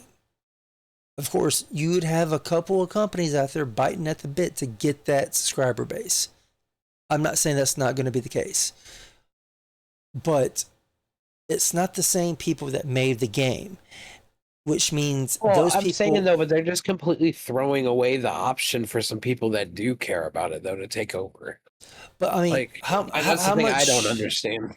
But how much do you think World of Warcraft, just the IP alone? Well, no, I'm not worth? talking about WoW. Like, I'm talking because like WoW will always be popular. Right. WoW is like one of the most dominant MMOs ever. But like when you talk about games like the original PSO and like some of these other live service games that I've played throughout the years that are no longer active anymore. I mean, like it kind of sucks that like they didn't give anybody the option to take it over, you know. I'm not saying it's wrong for a company to want to give up on an IP, but I think it's wrong for them to just throw it in the trash. And they might not be throwing it in the trash completely. You know, there's been times that we've seen them not do anything with an IP for years and years and years, and then come back out with another, you know, foray in Fable, for instance. How many years went by between Fable 3 and the announced Fable that has yet to be released? Years on years on years. So, and granted, that is something different. I know the argument you're going to make. No, it's not an online game. It is a completely single player game. I even get that one, but like, even that game's like, oh, I don't know. They want to hold a different direction with that game, but from what I understand. But my point is this. And the reason why I brought WoW, because yes, WoW is the most extreme of my points, but it is a point nevertheless. WoW is a massive game. So for the servers to keep running on WoW, for the servers to keep running on some of these big MMOs that may shut down in the future, to keep the servers up and going, you can't just be, you know, oh, I want to play this. You know, yes, you can play it single player, but some of these games are meant to be played with others. I mean, that's like saying, hey, we're going to play. They're taking Warzone offline. Well, you have the option of playing with 3 of your other friends and playing strictly against bots, no other players. Yes, you have casuals. That's kind of like that, but that is kind of what people are asking for, but that is not the same experience. Do I expect them to keep Warzone up and going forever and always? No, they didn't do it for Black Ops and Blackout. I love Blackout, but I never expected them to keep Blackout up and going. Well, why wouldn't so okay so but why would so like okay well then I'll play devil's advocate. Like, why can't there be a compromise here? Like, why if there wasn't a big enough group of people that played Warzone originally, like on Call of Duty, like they loved that game, that's their favorite game of all time. What if there was a big enough base of that there was somebody who wanted to at least get the license to keep the servers going so they could keep the competition going? Because, like, I mean, that's what you play those games for, is to compete against each other. So, like, if there was a community that was big enough, like, The why? only way that the only thing that I could think of that would come close to something that you're asking for would be Battlefield. Like Battlefield 3, Battlefield 4, which is still which both of them are very active. And they have servers that you can rent. That is one way to go about it, where the game is still available. This, the assets and whatnot is available to be bought and downloaded to your Xbox or your PC or whatever, but then you can sign into a different server. That is one way of doing it. But all this came about because of one main game, The Crew. Because EA took The Crew down with no notice. That was the biggest reason behind this. That was the main reason behind this campaign. And it was a domino effect. Now, granted, The Crew wasn't the only ones to do this. The other biggest thing that had happened was Guitar Hero World Tour, I believe is what it was called. No, Guitar Hero Live is what it was called. It came out on the Xbox One and PS4. And was you ever big in Rock Band or Guitar Hero? You're muted. Oh yeah, no, they were all right. I played them. All right, did you ever play Guitar Hero Live on the Xbox One or PS4? No, I think the last time I played was 360. Okay, so of course, I believe the 360 versions was really the last good version, except for Rock Band. Rock Band 4 was pretty decent, but that's because they kept basically everything the same. Guitar Hero Live had a different guitar. It had a more realistic guitar. So instead of your 5 main buttons, you had 6. So you had 3 at the bottom and 3 up top. It was a weird setup. But their biggest thing was that you had GH Live TV. So what it would do is it had a rotation of music videos, and you would play the guitar to these music videos, and they were actual music videos to these titles that you were playing. It was a cool concept, but the problem was any of the songs that was a part of that music video package, you could only play during that time. So if you wanted to play, they had a Yellow Wolf song. I don't remember the name of the Yellow Wolf song, but they had a Yellow Wolf song on there. I love Yellow Wolf. An amazing rapper, amazing artist. Absolutely love Yellow Wolf. But he was on GH Live TV. So if I wanted to play that song, I had to wait for that rotation to start on when he got back on to the screen so I could play that song. Once that was over, that was it. I couldn't play it again. And when they pulled that game, and that was online only, or that part was online only. There was no offline mode to that. You had a few titles that was a part of the offline mode, but for the most part, the majority of the songs was on that. When they pulled the plug on that, they got slammed with a huge, massive lawsuit. and they had to go out and give like a crap ton of refunds to people, and honestly, rightfully so, because there was never any indication that they were that is what the result of them pulling the servers offline was. If I expect at some point in time Destiny 2 servers to go dead. I expect at some point in time Fortnite to become dead. I expect at some point in time Warzone 2 or Warzone to become dead.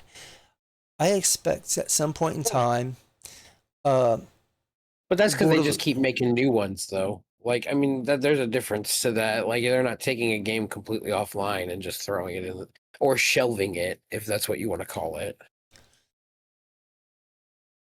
but I don't expect an online game to be online forever. I guess is what I am trying to. As someone that is 41 years old who has been around the block a time or two, I expect single player games to always be readily available because they are single player. They don't rely on something being online for me to play that game. Do I agree with DRM with online single player games? Absolutely not.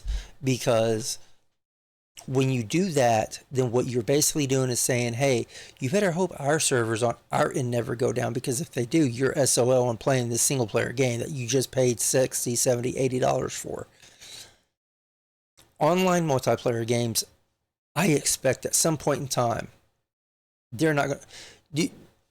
I can argue with you on this and just say I don't agree for the fact of, like, I think that, like, there is story to an MMO. Like, there are MMO games that I play that do have story content that could, at least at minimum, be made into a solo player experience. Most multiplayer games are made and designed to be multiplayer games and that you should play with other people. But, like, and that's why, like, I feel like if it's a live service game and you're saying that we're taking away the live service, I think that there should at least just be some sort of way for another group, if they're interested, because there is a market for it, because there is a fan base enough for it, to at least license it, to be able to have servers for it.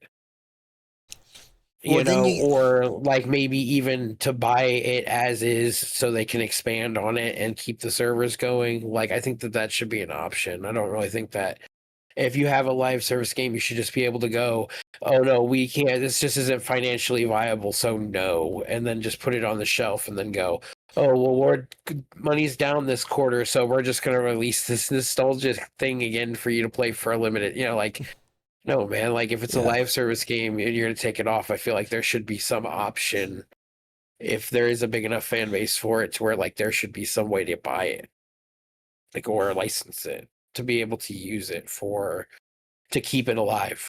I don't think it should just be allowed to die. Do I want to see games die? No, I'm not saying that. I'm not advocating for games to just die altogether. That's not what I'm going for. They're taking away live service for New Age or New World. Yeah. I mean, and there's been other games, like we talked about Ashes of Creation. I mean, there was a couple other games that I've played over the years that released early access that they fell off. That's like its whole early access is like its whole own thing, though. Honestly, I think honestly, if I, and I might get hate for this, and I may never ever get a code for something that isn't early access, and if that's the case, that's fine. Have I bought games in early access? Yes, because the games look cool, they look amazing, and I want to be a part of it. Like Subnautica 2. It's in early access, but I bought it because it looks amazing. But for the most part, I think a lot of developers... But there's also content to it, though. Like, now, and that's what I think. There has to be some sort of base game that you're at least giving at an early, maybe even in an early stage. There's got to be some sort of content, man. Like, it can't just be this big, open, empty thing. Like, I do think that a lot of developers use early access as a crutch to bring in funds to try to help with development. And in the end, it just doesn't do anything, and you're left with a half-baked product that never gets updated. I mean, you say that, but then look at Valheim. I mean, Valheim was in early access, and, like, I mean, they've released a ton of content for that. I didn't say all games. I said most most Well, yeah, I mean, developers. I know, and that's why I think you should Yeah, be able to sell yourself. And I mean, that's just kind of that but is the gamble of early access in its own right, right. essence. Just like Yeah. Kickstarter. But you touched on my main point that I was trying to get to before I derailed myself was you talked about, a company looking at a product and saying this is no longer financially viable as a company for us to sustain. If it's not, if for a company to say that, then who is going to buy that product? And you say the community, but the community is, where are they going to, where, like, there's a huge legal process with that, because at some point in time, that product has to change hands from, let's just say, Fortnite, just for argument's sake, because I can't think of another game off the top of my head. Fortnite. Say Epic wants to, you know what, we're no longer making the money that we're making off Fortnite. We're going to shelf it, and we're going to move on to something else because it is no longer profitable for us to keep Fortnite going. Okay, legally, they still own the Fortnite IP. They still own the servers. They still own the whole 9 yards.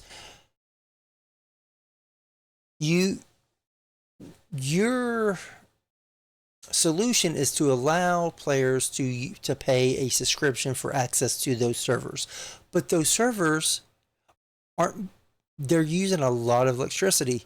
There's a lot of overhead with just the servers alone, not with the IP, but just the servers alone, the data centers on keeping the I servers find that up. hard to believe for the fact that, like, why would it be so hard for a big like a big corporation, essentially? Like, I mean, and this is like going back to like more of like even some of these other places that like they're game developing currently. Like, I mean, you dedicate a little bit, or like I said, just sell the rights outright to somebody to buy. I don't think that like that should take away the rights from the company to be able to revive that piece if they wanted to. I just think like, you should offer somebody in the community, if they're a big enough fan of the game and they want to keep it going, to buy the rights to it, to be able to take that property as is in that moment of time and move on with it in the way that they deem fit. I don't Okay. see anything wrong with that. In essence, like, bare Because bones, no. it will always It, be characters that were inspired by the company before it. You couldn't deny that. bare bones, there's nothing wrong. Inherently, there's nothing wrong bare bones, but is a more complex situation than just saying, well, just let the community buy. Who's the community? Because you Well, can't no, I'm just just say, saying, like, why not let somebody if they're interested? I'm not saying right, like right, right, if someone in the but community is rich and they have a ton of money to donate to it because they love the game that much, let them I, take it. but you're talking about $1 million and I'm not saying this is about Well, every they single just admitted franchise. when they're Right, closing a server, they're admitting that it's not profitable anymore. So why right. not make a profit off of it and then just get rid of it? Because Or at least like turn around and sell it off for people to continue. I find because it my kind of messed up to let them shelve it greedily to just release over and over again when they deem fit. Like if it's a game that has a player base that wants to play it, or at least somebody in the community that was that big of a fan that they want to keep it alive, because I don't think that's wrong. because here's the thing. Odds are, and this is like I said, like I've been saying, this isn't a one blanket thing for everything. And I am taking one of the biggest live service games. You know, And at minimum, I'm saying they should at least keep the game in a single player state. So honestly, they keep the assets active for people to be able to take and do private servers for if they wanted to. Like, what's so wrong with that if they don't want to do it? I don't understand. Like, if they're deeming it not profitable, why do they care so much? If like there's a community out there of somebody who bought a server who wants to charge X amount for people to play on it so they can keep the server running or whatever. okay. Let me. This is going to be a hard, rough take. Bear with me on this. Bear with me on this. I am looking at your. I am looking at your screen right now, and I am seeing some really cool objects. I'm seeing this really cool Venom poster behind you, stuff of that nature. Let's say that you personally drew that Venom poster behind you, okay? Let's say Venom isn't owned by Marvel. Let's say you own the character Venom, okay? Now, let's say that you made a franchise with said character. And just bear with me on this argument, okay? It is your franchise, correct? It's your character, your franchise, right? Well, yeah. So let's just say I made the next big. Yeah, I get what you're saying. Like I made that franchise, and then it kind of died off. Should I force you to sell me your property? Because I love your property so much. It's your property. It's your game. That's your artwork. I'm saying if I'm saying that this is no longer profitable for me, and I want to get rid of this. But like, I don't see why there can't. And I'm not even saying that it has to be in total. That's the other thing that I am saying though too, is like I don't understand why people can't pick up the property and move on with it in a direction that they would want to if you don't want to deal with it anymore. If you're putting it. Like, it's different if you're putting it on the back burner because you do have plans for it eventually in the future. But, like, I find it just like this thing of, like, they just go, oh, well, it's not good anymore, so it's just done. The servers are toast. Everything that you purchased on your account's just gone now. That's kind of fucked up, in my opinion. Like, you sold somebody something. I get it was a live service game. It was supposed to be an MMO. But like even MMOs have a story to them, so like I don't understand why there can't at least be a single player mode to keep the game alive in any way that just happens. Like, I mean, in my view, and it does suck. Like I said, we saw it with Warzone when Warzone 1 ended, and they brought out Warzone 2. A lot of the stuff that you bought for Warzone 1 did not a lot of the digital goods that you bought for Warzone 1 didn't transfer over to Warzone 2. That sucked because you have bought into that. And that's when I stopped playing. yeah. And now you don't have access to it because they shut down those servers. You no longer have access to those digital goods. That sucks. No doubt about it. But in essence, you are buying a license to use that. In essence. Well, that just goes back to my whole thing in general, as why I don't agree with licensing as a product in that way. And this is where I'm getting to. It is never our product. It has never been a consumer's product. You have a company that owns. You say that, but the data used to be on a disc that you had physically, so it was your product, even though they want to say that it wasn't. Like you did have all the physical assets to make that thing happen. So here's my next question. Real fast before I get to that. If a company owns something, that company owns it.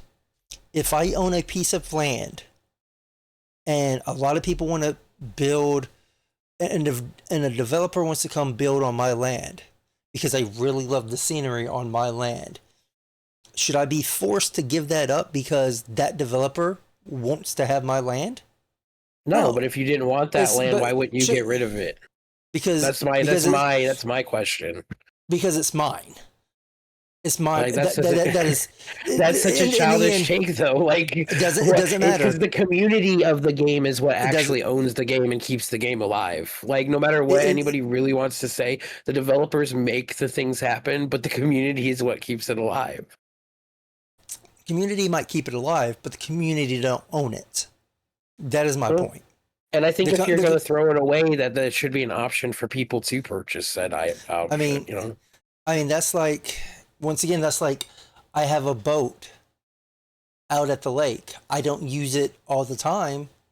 Should I just allow anyone to use it whenever I'm not using it? No, it's my boat. I get to choose who I want to let use it, who I don't want to let use it because that's my property. That's like... You wouldn't do a timeshare on your boat, Rock? Fuck no. that is my boat. There are people that do things like that. but I worked hard for my boat. These game companies worked hard on this story that they built. They worked hard on this product that they made. PS5. Or let's take it back. Let's take it back to PS4.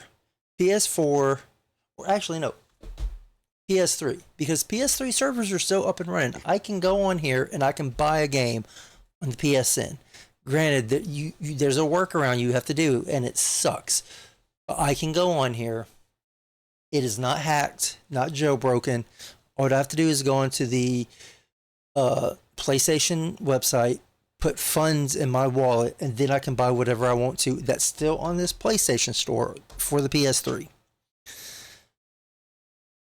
Should I be able to crack open my PS3 that I own, that I bought, and that I own outright, and physically alter this in any way possible and still be allowed to access said store? Or should Sony say? I think that it comes to the harm method of it. Like, is it taking away like the fact that like you're gonna be doing things legally on said platform? Like, I mean, if it's the thing to download games, I mean, that's not exactly entirely, I guess, okay. But at the same time, that's what's kept games alive to this day. I mean, I bought it. It's physically mine. Why should Sony say, because I've altered the insides of it, that I no longer have access to their storefront? Well, I mean, that's their active storefront. There's my point. Community loves their storefront. Community loves the games that's on their storefront. Why can't they have access to it whenever they go inside here to fix stuff that is messed up? Or, Asian capsules and stuff like that have busted. And I've went in and I replaced it. But now that I've opened it up, there's a chance that something has been set off that I no longer have access to that. I don't think it detects stuff like that. I think it detects hardware that like allows you to put games and stuff on it illegally. That's like their whole privacy issue, their whole piracy issue. But that's still my point, though. I bought this. I should be able to do anything I want with it and still have access to all the features inside. According to your argument, you bought said product. I think you can take anything and argue it on something and make it sound ridiculous, but I just find it crazy that if you're going to throw something away, if you're saying that this is no longer profitable, servers are shut down, the game's just done, kaput, we have no plans to do anything for this in the future, like, I don't see why there's not like a thing that's like, hey man, like you guys kind of have to sell that because you sold it as a live service game. So if there's somebody that wants to buy it and continue the live service aspect of said game, like, and I mean, like I said, I don't understand. Like, I get like saying like, oh, well, that takes their right away to use said property in the future. And it's like, well, no, like if you just give them the license for that game at that point in time from where it is before, like, and you have access to those rights as well, you don't sign those completely away. Like, so, why can't there be like a private server Turtle WoW, like officially, because like Turtle WoW is gone. Like, a lot of people, well, I mean, Turtle WoW is gone, but I'm just saying, like, Turtle WoW and all those other servers are what kept WoW Classic alive and showed Blizzard that it was actually a good idea to make WoW Classic because there was an audience for it. Okay, like, so I find it crazy because like people just like they throw these things away, but it's like, man, if there is a community for it, like a community like Classic WoW was. Like, you've seen it. They moved it to enough to where, no, now Blizzard's actually focused on Classic WoW. They want to make more content for Classic WoW. But if those servers hadn't picked it up and where they left off, like, it would have died. So, I'm glad you brought that up because I was actually about to bring this up. And just for heads up, folks, I'm not angry. I'm not yelling at Twitty. I'm not either. I'm just kidding. I get loud. I'm sorry. Yeah, it's fine. It's fine. I love having debates, by the way. Absolutely love having debates. But I'm glad you brought that up because I was actually about to bring that up. Turtle WoW, which me and a coworker at work was talking about because he absolutely loved it. And he's actually really pissed off that Blizzard shut it down finally. Because Blizzard came out with WoW Classic. So with that being said, if a company let's just say let's say Blizzard license WoW to the creators of Turtle WoW, and Blizzard's like, hey, we're pulling the license because we're about to release Classic WoW in about 2 or 3 years. We need to pull your license. They're just upsetting the community again on a whole separate front. And the people that played Turtle WoW, that love Turtle WoW and everything that Turtle WoW was for, are now going to feel alienated. You think they're going to give Classic? And I'm not saying that this isn't what happened. I'm just saying it is what it is, man. Like, you should let that one ride, and you should let yours ride, and see if yours catches on better. If that's what you think, you think you have it better for the community, and you want to release something for it because you see that it is profitable now. But like, you know, so that's just a weird take in my part. And the reason why I think that's a weird take is you want to have. So are you advocating for both to be going at the same time? Yeah, like I mean, they bought a license for it to use it after said period in time that they bought it for. They can't use any of the current ideas that the other one's currently using because they didn't purchase those. And then it just moves on from there. And then it's the company's problem for abandoning the project. Like, I mean, like, I don't understand why just because they didn't see it, like, doesn't mean that it, like, you know, I don't know. But to me, that's just that you're basically saying, you know what, even though you own it, we're going to lock you out of it. I'm saying commit to it or fucking don't commit to it, bro. Like, that's all that I'm saying. I'm tired of people that, like, pussyfoot around on these live service games. It's like, if you're going to commit to a live service game, you need to understand what that means. And if you're ready to let it go belly up, then you should have to sell it off. No, I don't agree with that at all, because I'm you're not basically saying that you lose the rights to your characters. I said, I never said that. No. I don't agree with the fact that someone is dictating to somebody else what they need to do with their property, because that's IP is intellectual property. So I am completely I disagree with it, because it is such a slippery slope. That, I mean, you see it today when a game goes to a different studio. I mean, I don't know why it's any different. You're just rebooting something and making it in your own way. Like, it's not. They make remakes all the time. Coming out with a remake of your if I license, and we saw this with and folks, we do have an ad starting soon, but guess what? if you were subscribed to us, you will get to continue this. You would get to continue listening to this debate. We are not going to ad break. You're not going to miss this debate if you were subscribed, because we're not going to break. We're not stopping. We're going. We saw that with what EA did with the original Battlefront. They licensed it off, and the company that had it was they did a piss poor job of it. Completely ruined the game with Battlefront. And God, it sucked. It sucked so bad. I don't remember if they released both of them, but whatever they released just sucked. I don't even know if I bring it up. I just don't understand why they can do it in movies, but they can't do it in video games. I mean, it's just the thing that I don't understand. Well, because they've understand, like, you can basically, like, give the rights to these characters in this time period. You know, like, it's not that you're selling the thing off completely. You're not getting rid of your IP, but you're letting your whatever characters you have currently, if you're just kind of leaving the project because you just don't feel that it's worth it anymore, like, why shouldn't it be able to continue in some form or fashion until maybe you decide to come back to it and write something after said fact of, you know, just continue your story then. Like, all right, so they did come out. It was called Star Wars Battlefront Classic Collection. So it was both Battlefronts, the original 2 Battlefronts, and it is mostly negative, and it's because it was a piss poor port is all it was. But EA kept the license. I have that one. Like I have the original games in the classic versions, and I have the new No, I ones. I absolutely love them. uh, and you can buy them, by the way.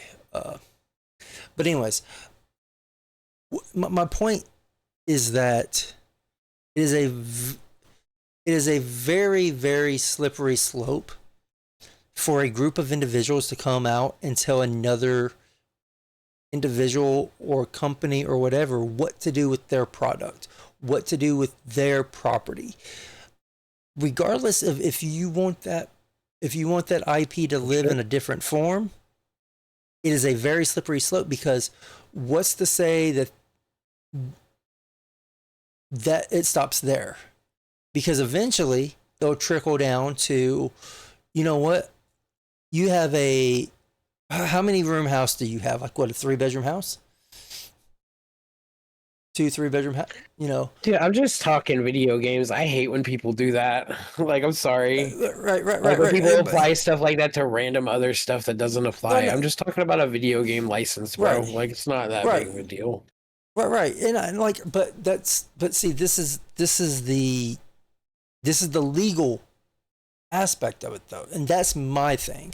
Like from your point of view, and your point of view makes a lot of sense. It's very logical. It's very, hey, we like this. Give us access to what we paid for.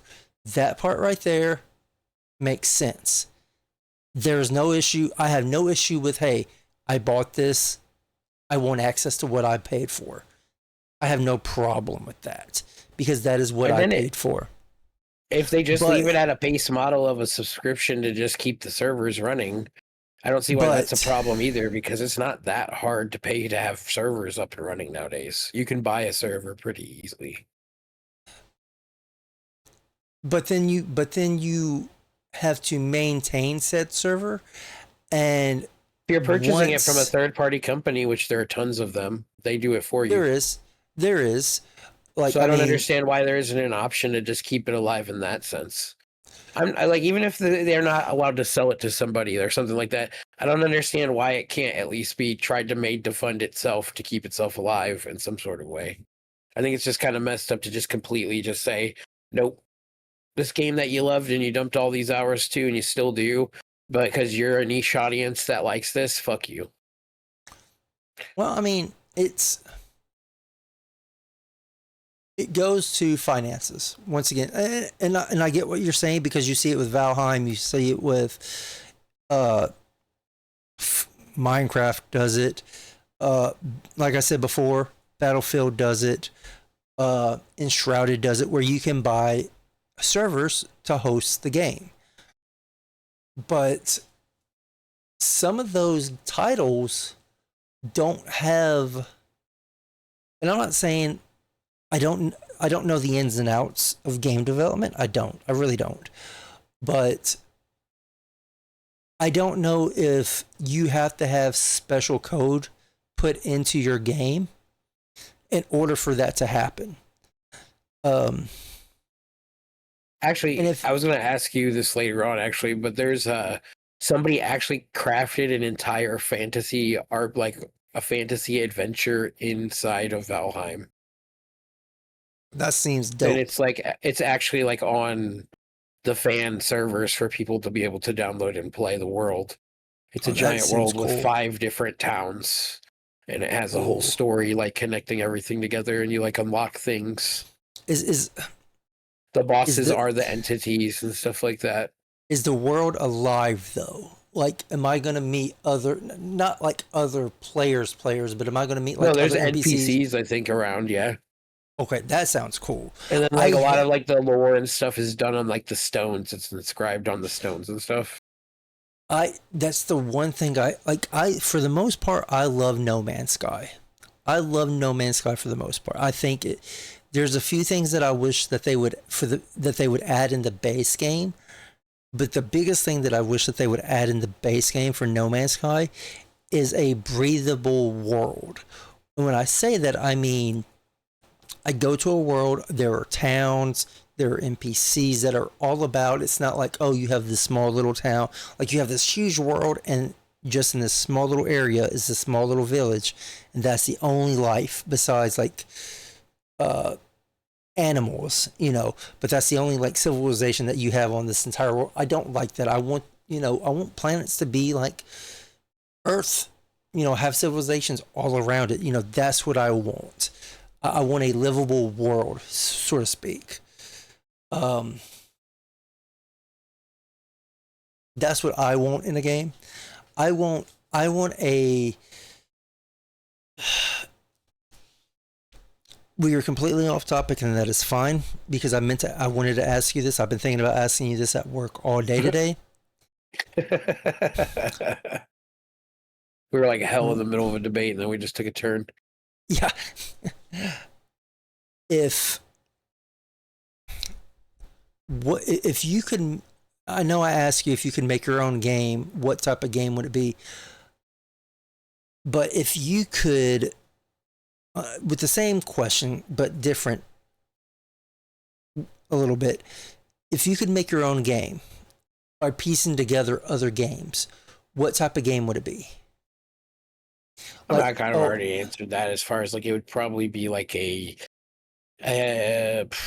would probably have like, I don't know, lore like Elder Scrolls, but like dialogue like The Witcher 3, mixed with other RPG elements that I probably like in other games. So, this is the type of game that I would make.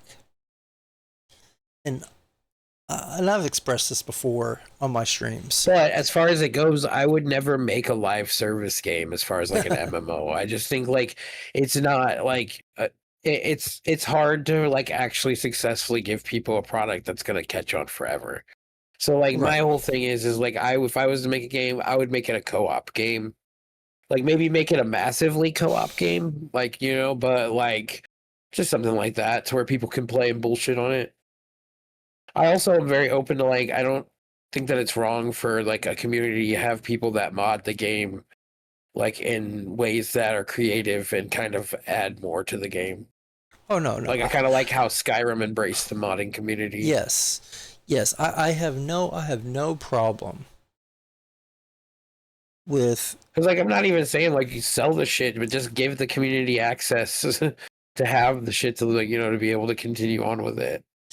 If it is beloved, What I would love, the type of game that I would love a game like No Man's Sky. Like just all the worlds that are in No Man's Sky where you can just discover the discoverability, and that's in No Man's Sky. I love that aspect. The ship flying that is in Elite Dangerous. Love how you fly ships in Elite Dangerous. With Dusk 415 from Eve. Anyone that remembers that came out on PS3 as a beta years ago. I have the beta on this PS3 actually. Can't log into it, but it was a first-person shooter.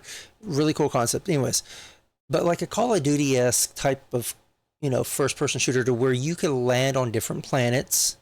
Kind of like, did you ever play Battlefront? Star Wars Battlefront? By any chance? Years ago. Like the original Battlefront? Yeah. All right, so do you remember that like you would go to like planet to planet and you would have like these massive battles on the planets? I believe that was the first Battlefront. Yeah, something similar to that. And then you would be able to take control of territories and whatnot, and then have the ability to build corporations and build planetary factories and whatnot, like you can in a marketplace that was player driven, like there is on EVE Online. I want all of that in one game with the player base, of course, like EVE has or Elite Dangerous has. Like yes. And I get what you're saying, and I completely 100% agree with you, where making it something like that is very kind of, you didn't say it, but I'm going to say it's very stupid to have a game like that because eventually that game is going to end at some point, and then you come across this, like the discussion that me and Tweety just had. But it would need to have other players and not just co-op. I'm talking about like major battles and whatnot. That is what I want. I want a big space adventure game that if I want to be a pirate, let me be a space pirate and let me fully embrace being a space pirate. If I want to be a bounty hunter, let me embrace being a bounty hunter. If I want to be if I want to just be a freelancer that works for different corporations, not really a bounty hunter, but I haul goods back and forth. Let me do that, which you can do that with Eve and with what's the other game I said? The other space game I said. Not No Man's Sky. Elite Dangerous. Yes, you can do that with both those games, but I want it more like with more story aspects to it. That's the game I want. But I also wouldn't mind having a fantasy game that is kind of in line with a combination. Star Wars: The Old Republic. But I wouldn't mind a game that's kind of like Fable 2 and Fable 3 mashed up, where I play as somebody that's a nobody. I wish Fable was the game that it was in the magazine that I read years before it came out. That's what I'm that old. I'm going to have a boomer take on this. Like, I remember reading about Fable like years before it ever came out. Or it was like at least a year before it came out. It was in a Game Informer magazine. And they were talking about how there was going to be this big open world and you were going to make decisions and it could destroy entire towns. Like, entire towns could be just destroyed when you come back after what you've done. And just like things like that. And like none of that happened. Yeah. A completely different game. When I first heard about Fable, I think the best way that somebody put it to me was like, imagine Butterfly Effect, where your actions completely change the world around you. And no, like you're right, it didn't feel that way. That was a big aspect of the game that they actually pushed in the articles and stuff, and it did not happen. No, Fable 2 was a lot better. There was a lot Fable better. Fable 2 is my favorite in the series. I never played Fable 3. I started Fable 3, but I never finished. Fable 3's fun. I just don't... It wasn't as fun as 2. 2, I also liked how you didn't have to do as much extra shit for certain things. Because, like, in 3, you could buy properties in 2. Yes. And charge rent. And then in 3, you could do the same thing, but then there was damage that would accrue on the property and you'd have to fix it up and yada, yada, yada. I could do without that shit. Just give me my money. I want to be evil and take from everybody. But all of them are great games. I like all the Fable games. I played all of them. Oh, yeah. I have... I don't know. Okay, so I don't have it. Okie dokie. It's one of those things. I talk shit about it, but I do love that game. I think I even have it on Steam. So, Fable, I have... So there's only one version of Fable on Steam. Yes, I do. Fable Anniversary. And I own that. It is in my... I own so many MMOs, bro. Like, you have no idea how many MMOs I play. I have a problem. Look, there you are. Like, I have Fallout 76. Like, I had New World. I bought Ashes of Creation. Got refunded on Ashes of Creation. There was a game called Gloria Viticus that I used to play. Guild Wars 2. I bought Guild Wars Reforged because I want to try it because I'm a fucking crazy person and continue to play all sorts of live service games. Even though I talk mad shit. Like, I have Fable Anniversary. I love the grind, man. That's just what I love of those games. It's just something I can just do, and I just zone out for a minute. I wish. Don't get me wrong. I play inquisitive games when I want to play those. Yeah, I have. I wish that they would come out with Fable 2 and Fable 3 on Steam. I don't know why they haven't, but I'm looking at this more like this and seeing what games I have that's like it. So Final Fantasy 14 online, I have Skyrim, How'd that special marathon do? Skyrim special edition. I have that. Elder Scrolls Online. I have that. Star Wars Old Republic. I have that. Wow. Monster Hunters Wilds. I have that. Cyberpunk. I have that. Kingdom Come Deliverance 2. I have that. What do you Dark think of Souls. this? Marathon has a player base right now playing of 10,252. Is that just on Steam? Yeah. It's not the best. It's not what it was, because like it was at 88K. Yeah. It was more than I thought was going to be playing, if you want me to be honest. I was thinking about when I was going to look at this, it was going to be kind of bad. It's like, what's a game like Arc Raiders get? Arc Raiders gets 50,346 players playing right now. It had a 24-hour peak of 81. So Marathon is out on PlayStation 5, Microsoft Windows, Xbox Series X, and Xbox Series S, which when it says Microsoft Windows, I fully anticipate Steam, but also on Xbox.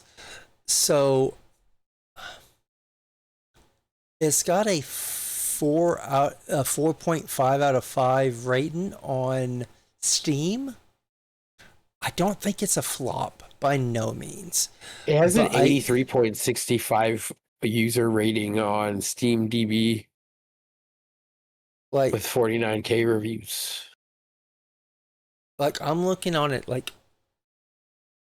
it's mostly positive, very positive, mostly positive. So I don't think it's a flop, but I feel like it's definitely a team-oriented game, though, as opposed to it is Arc Raiders being a solo option. It is like Arc Raiders is like you can play it with other friends, or you could play it solo, and it's still fun. I did not have too much fun playing solos in Marathon. Yeah, because because I got a key for that game and I played it. Doesn't it like mix everybody together? Like it doesn't matter if you're playing solos or not. You're playing like everyone. It doesn't matter how big your party is. Everyone's going in the same lobby. And as much as I love Destiny, when it comes to gunplay, and Destiny has some good gunplay, but I hate having to empty a round or two into other players before they completely die. And I feel like that is very much this game. I feel like I'm watching it, and I feel like this is, to be quite honest, this is Valorant meets.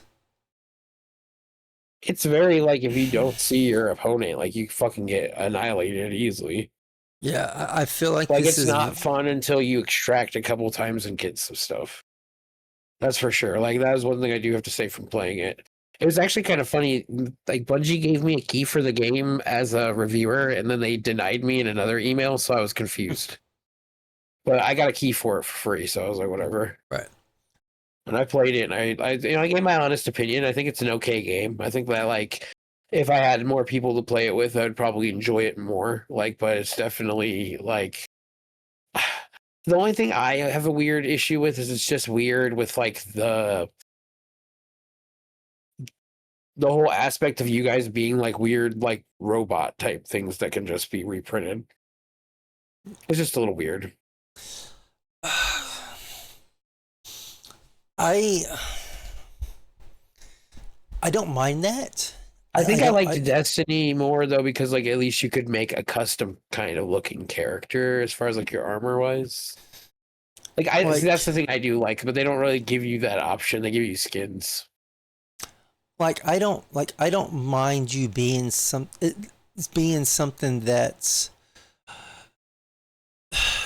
that's like reprintable, or as you said it, or Well, I mean, I get I have to reforged or like say copied. how you respawn or whatever, but I Yeah, just feel yeah. like it's very cartoony, and I kind of like wanted more of like that actual like Bungie vibe Halo.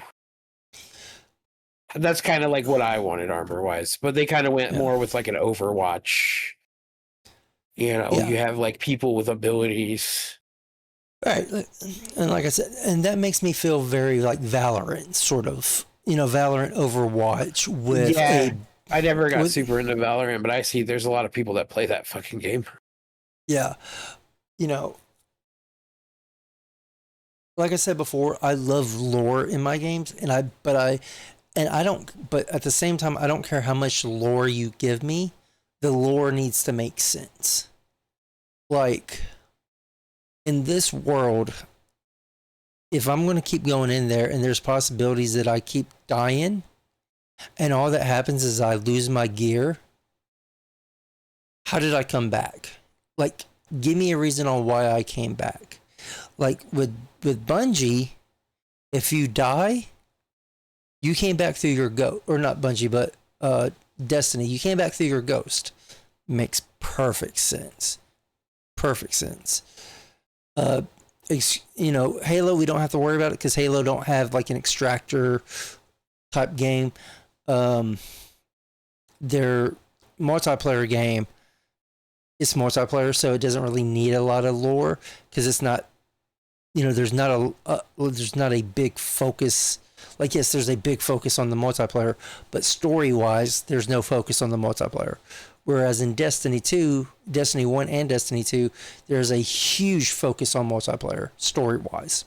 Well, this could also show you how much content's in the game. Marathon, it's literally only 21.65 bytes. Like, I'm looking at it right now, it's $40 to buy Marathon. Unless you want the deluxe edition, and it's $60.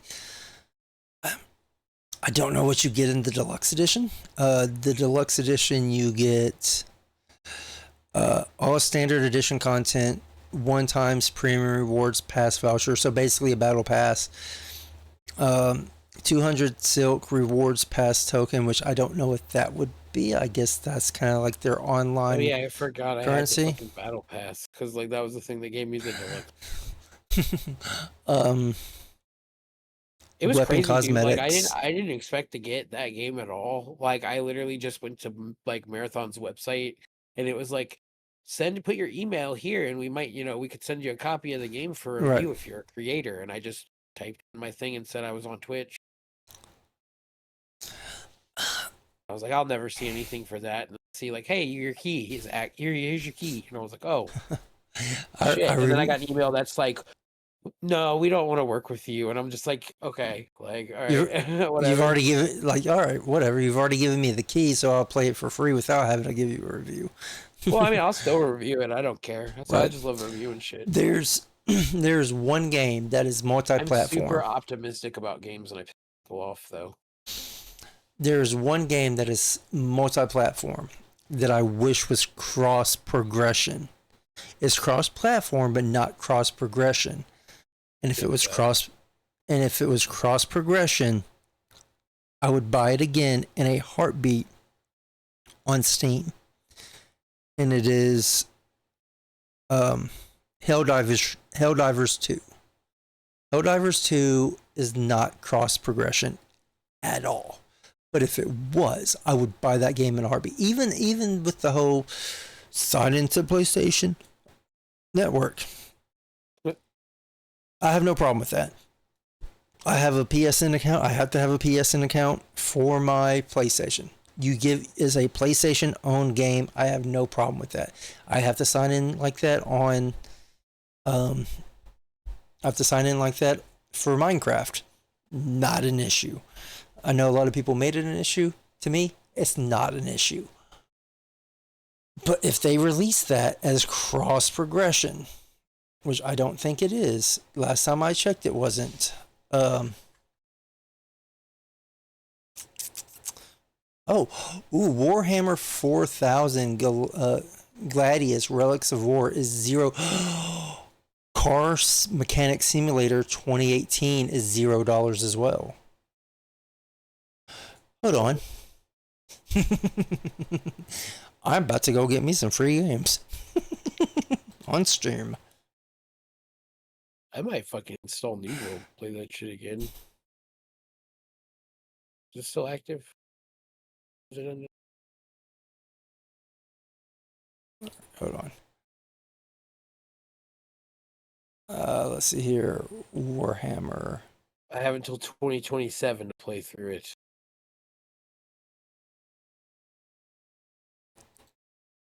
Some content with fucking werewolves and shit, bro. uh,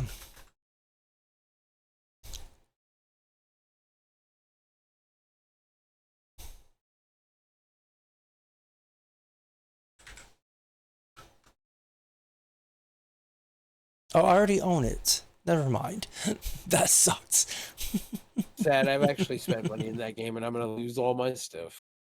And that's it. Should it be like that, Rock? Should it be like that? Anyways, I saw that. I'm like, wait a minute here. What was the game that I was looking for? Helldivers 2. Helldivers 2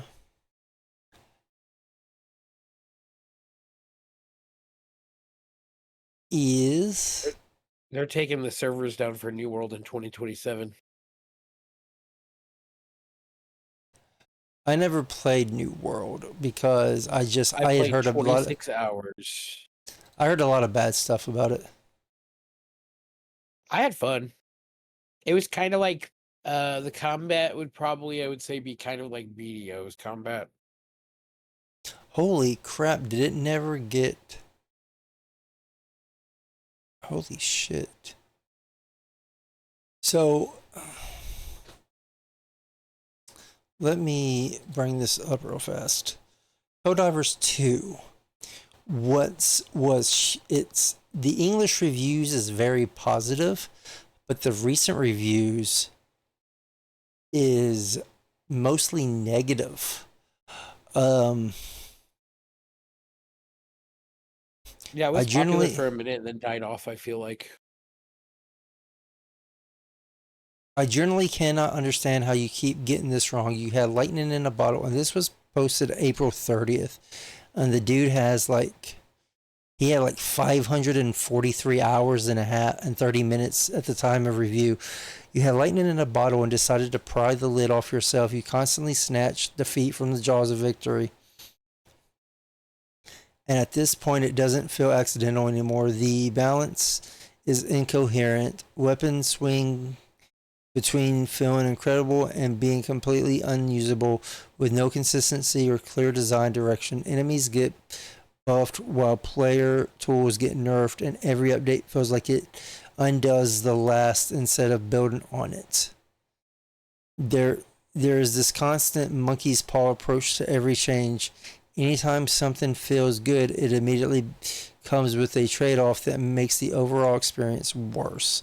Something that gets stronger, but the enemies get stronger too. A weapon becomes valuable, but something else gets gutted to compensate. It feels like you're afraid to let the game be fun without pulling it back. Instead of fixing long-standing issues, you keep pushing out war bonds while core systems remain broken, and those same war bonds from over 2 years ago still full price with no meaningful adjustment. That's not support, that's stagnation. The live war, which is supposed to be the core identity of the game, barely feels alive anymore. Which, to be fair, when this game first launched, that was something that I praised this game about, was the live war, that aspect. Did you ever play Helldivers 2? No, but it was really popular and it died off. I do know that it was I saw a lot of people playing it. The really cool thing about this game was that it had a quote-unquote live war system to it. And depending on how the actual players played the game, depending on how the live war actually played out. So it wasn't just like, oh, everybody is over here playing, so we're going to no, it actually made sense on why certain players would play certain areas, because it would like help out in the overall aspect of the game. And I love that, because it's like, all right, a game is reacting properly to the players and how the players are playing the game. That is how you need to make a quote unquote live service game. But now they're saying it doesn't feel live anymore. Cyber Stain was the breaking point, a major event that lasted only a few days, cut off right as players were getting invested, and ended in a way that made the entire player base feel irrelevant. It should have been a long, meaningful campaign that people could rally behind. Instead, it felt like a scripted loss with no payoff. Worse, the way reinforcements were calculated actively caused friction in the community. Players were punished for engaging with the game normally, while others were harassed for not participating in a system that didn't even track progress correctly. This is not a community issue. This is a design failure. I mean, I could go on and on and on, but yeah, I mean, well, right now they have 24,367 people playing with 24-hour peak of 31,606. When yeah, I it mean, was at 458,709 2.5 years ago, or 2.3 years ago. I mean,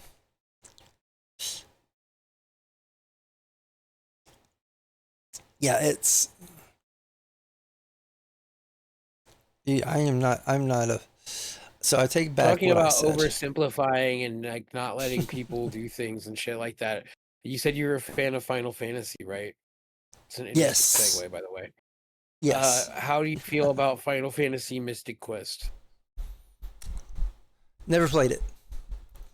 I know very It's little kind of about a it. weird version. So Final Fantasy Mystic Quest was it was weird. It was like a different kind of Final Fantasy game. It was dumbed down.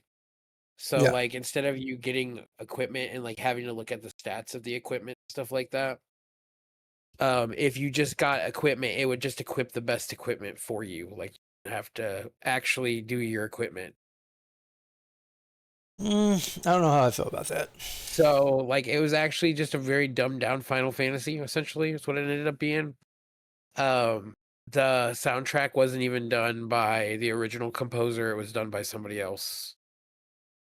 It was strange. You know, it still had the RPG turn based, I believe, if I'm not mistaken. But I remember having it as a kid, and I was just like, "This is it's a Square Enix game, but it's not. You know, it's a Square game, but it's not. Right. It's not Final Fantasy though. Like, Right. there's no way this could be Final Fantasy." That's like what people said about 13. People hated Final Fantasy 13, and my friend said it best, and at the time I agreed with him. Looking back, I don't as much, but at the time Yeah, it was a weird time for the series. he said Final Fantasy 13 is a good game. It's just a bad Final Fantasy game. And I don't think that, thinking about it, I don't think there's ever been like an actual good Final Fantasy game for players to jump into. Like, especially like old school Final Fantasy that new players could jump into, that has never played an RPG, that has no idea what's going on, no idea on, you know, how to equip weapons or how to equip anything. So to have a Final Fantasy game that's a offshoot of the main series that actually does that, I'm all for it. I mean, anything that allows new players to be filtered into the main community. Honestly, I would tell people to play like the Final Fantasy like 3 or 4 remake. Like they're like, even though they're different, like I feel like just because it has voice acting, it might help people get into it more, and like they'll be able to see how to like equip things that actually benefit them and stuff. I don't like it when Mystic Quest games, was really dumbed down though. Like I mean, it was and brutal that's how bad it was. and I mean, and that's fine because so my first experience, and it wasn't a Final Fantasy game. My first experience with an RPG was a little unknown game. Um, hold on, let me find the title of said game. Oh yeah, a little unknown game called Earthbound for the Super NES. I don't know if you ever heard of it. You might have. I don't know. It was a very small game. Very few people ever heard of it. Very niche game. I played all sorts of RPG games for the Super Nintendo. Like a lot of them Being- are really good. Being very sarcastic here. Earthbound is a very popular game, by the way. I get it. It's a super popular game, but still, some people act like they don't remember the name. Yeah. So that was my first introduction to RPGs. It's not a bad one. I hated it. Because I didn't understand it. Because it threw you in the game and it didn't really explain anything. Like, it expected you to truly know how to already play an RPG. I don't know. I don't like hand holding though too. So I don't. So, and we've talked about that. You don't need to coddle my balls in the tutorial. You can just go ahead and throw me out in the open world. I got this. Like I am him. I'll Morrowind. figure it out. Like Morrowind does not hold your hand at all, and I love that about Morrowind. Granted, by the time I played Morrowind, I was in my 20s. I had a good idea on how to play games at that point in time. I had played quite a few RPGs. I understood, all right, I needed to read and pay attention. When I played Earthbound, to me, it's just dialogue I didn't care about. So I'm just scrolling through it. I didn't really pay attention. Oh, I was supposed to go here. I didn't understand that enemies kept respawning. Like, I remember I'm in the mall and I'm like, God, I keep coming across all these enemies. Surely I've emptied out all these, because I'm thinking Mario World. That's what I was used to playing, was Mario World, and like Mario World and Sonic and Earthworm Jim and games like that. That's what I was used to playing. Not, a fantasy game that I have to, read and realize where I'm going to. That was not what I was expecting. So a game that would, even if it's dumbed down to the basic concepts, the fact that it gives the player the basic concepts and let them build upon that, I'm all for. Do I want it in all of my games? No. I do believe that there should be, and I'm not trying to gatekeep anybody. By no means am I trying to gatekeep anybody. But if I'm going to give you that said game, then give me my Final Fantasy VII. If I'm going to give you a Mystic Quest that's going to hold your hand all the way through the game and teach you the ins and outs, give me a game that doesn't do that. And something in between to help players get fully invested into the community. That's where I stand. Like, anything that makes it easier for players to get involved in the community, because I'll tell you straight up, as I'll tell anybody else, I'm an asshole. And if I'm an asshole, there are billions of other people that's worse assholes than me that's online and that are trolls. And you come up on a Reddit, you go post on Reddit about, hey, I'm new to the game. How does this work? And you're going to get not all the time, but a lot of time, you're gonna get swamped with assholes like, well, why do you not know how this thing works? Like, I knew how it worked the first time. And you don't get and you don't get help. You don't get help. You just get frustrated and you're like, fuck this, fuck you, fuck this community, I'm out. But if you have a game that eases you into that to where you don't need to rely on on the outside world that's just going to harass you for not knowing, because nobody is born with all the information of the universe. No one is inherently born with that information. If you can give players the ability to ease into that community and into that IP, I'm all for it.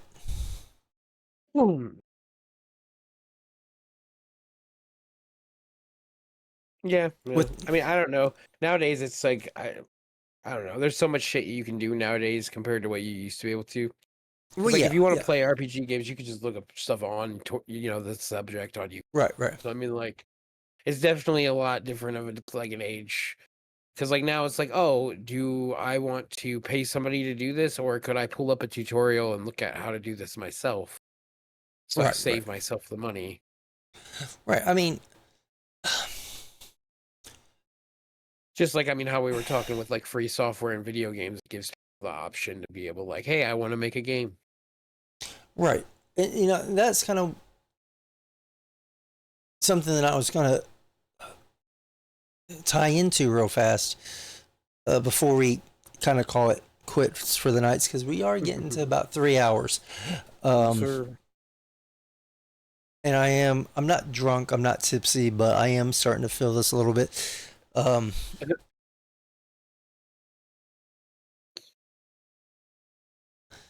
Crap, I forgot what I was going to ask you, honestly. You had said something about, what did you say a second ago about having people, I think like having Final people Fantasy 3 remake. Well, no, having people like paying somebody to do something for you. Oh yeah. Yeah. As opposed to doing it yourself. Do you feel like players should be using guides to figure out games, or do you think they should figure it out on their own?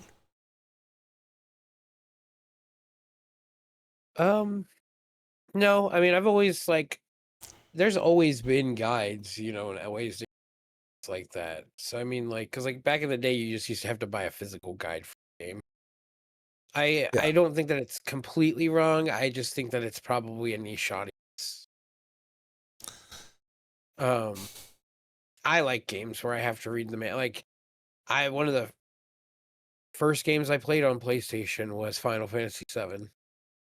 And my uncle gave me the strategy guide, and like I played the shit out of that game.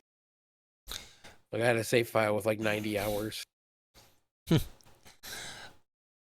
I have obviously, strategy guides. No problem using strategy guides. I don't have an issue with it.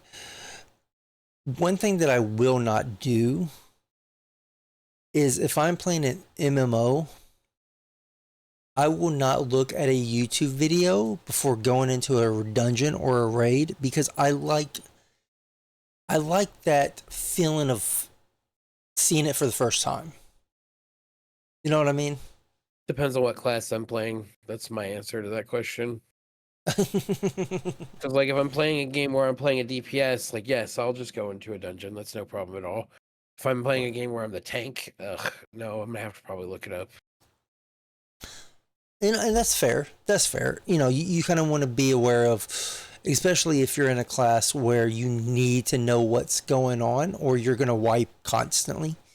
Yeah. That's understandable. I can't get. And mad I've at set that. myself up for failure on certain games because, like, no, when I started playing retail WoW, I was a paladin. So, like, and I was an actual tank paladin. So, I've actually thought about. Let me pull it up actually, because I don't know. Let's update and restart. I don't know if my subscription is still live or not. I have thought about if my subscription is over, which I don't know if it is or not. I think it's still good actually. Wow.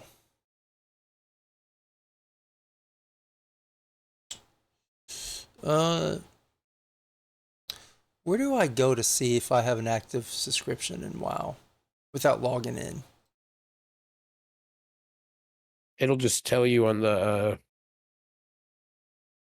when you go to the Blizzard launcher, it'll say if you have a subscription at the bottom, I believe on the left side. Let me check. Do, do, do, do.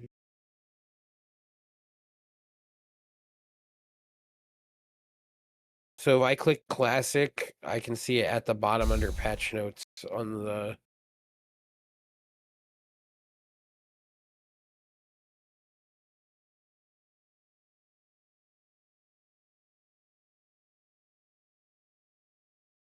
Hold on, It I doesn't show accident. on WoW, like actual WoW. Mine says I accidentally clicked enter. I have 13 days.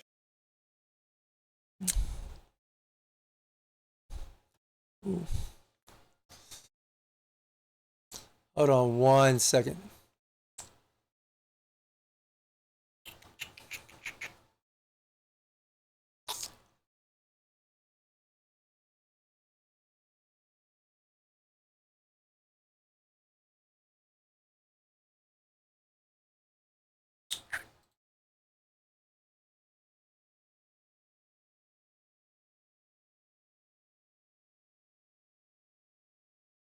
Well, I would say that I have a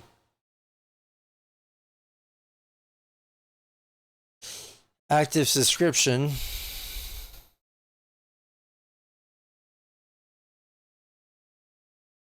I would say that I have an active subscription because it didn't tell me I didn't, and I was able to log in and pick a character. Crazy, they got rid of all the world, like all the servers, and there's only like one server per region.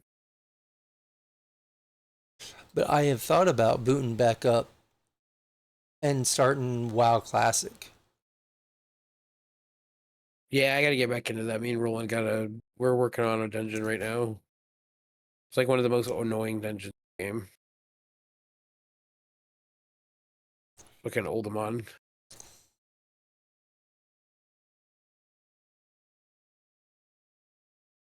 Yeah, so I am going to try to. I know that there used to be a way to where you could see. Wow. Token. Mounts, services. There used to be a place that you used to be able to see 1,000. You gotta be. I knew that was gonna happen. Really? Some bullshit.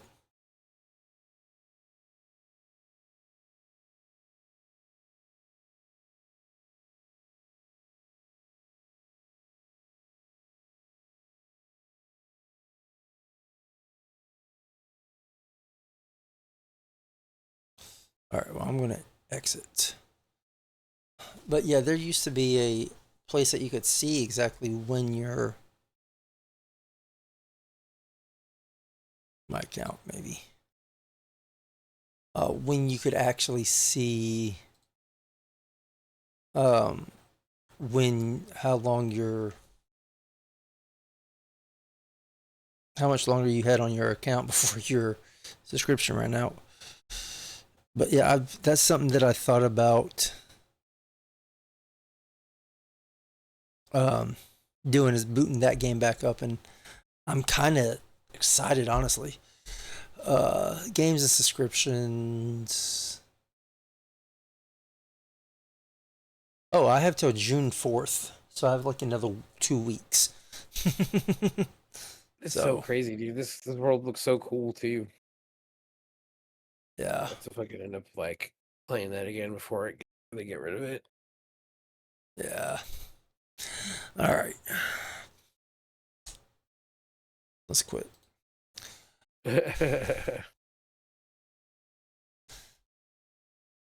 All right, so we have about 8 minutes for the rest of the stream. Um,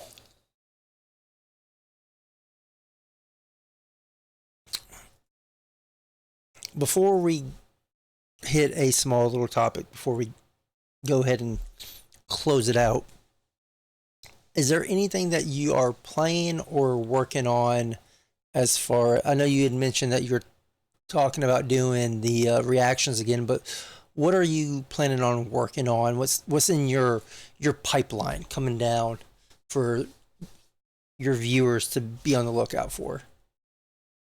I mean, just keep checking back to that YouTube channel because that's gonna be coming. And then, I mean, honestly, I've just been on an MMO kick, so I've either been playing like WoW, Star Wars, The Old Republic, or I don't know. I was thinking about either booting up Enshrouded or Valheim again, but I don't know. Didn't really have anything super planned. I just been kind of winging it. There hasn't been like anything that like there hasn't been like anything that's been like set up for me to do or like anything that anybody's been interested in or I want to collab right now. So I get that. I get that. Well, on this end, folks, ladies and gentlemen, depending on how things go over the next couple of days, other than next week, maybe look out and I'll be back here. Who knows? well, hopefully you'll be back because I think I'm going to make you a permanent host. Been here for the last 3 times, so I think that levels you up to permanent host status.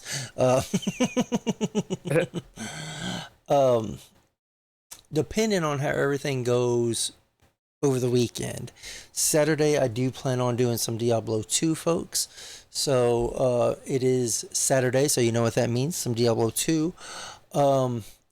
Saturday, what time? Normally I start about 9:30ish on Saturdays. But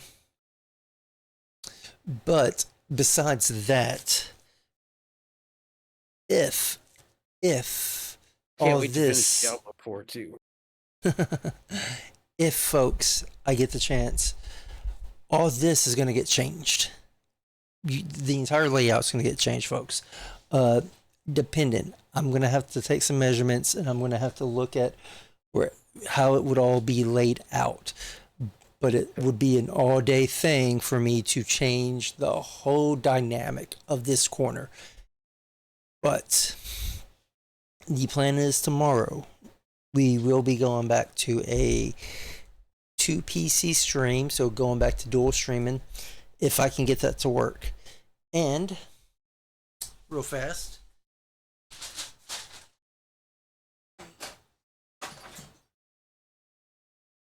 ladies and gentlemen, boys and girls, children of all ages, get your trucker hats ready because we're going driving. That's right, ladies and gentlemen.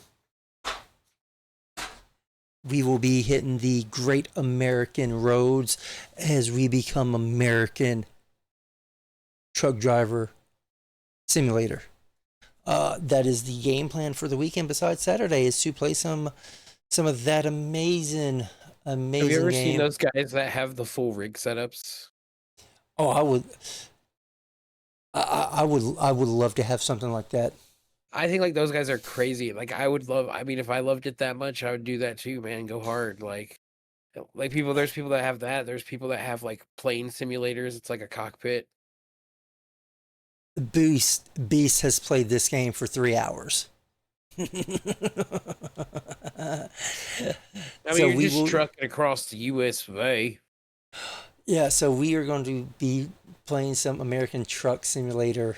I'm excited. If I can get everything worked out, fine. Get everything worked out like it needs to be. That is the game plan, ladies and gentlemen. Trucker hat and all. Also, something that I have thought about doing.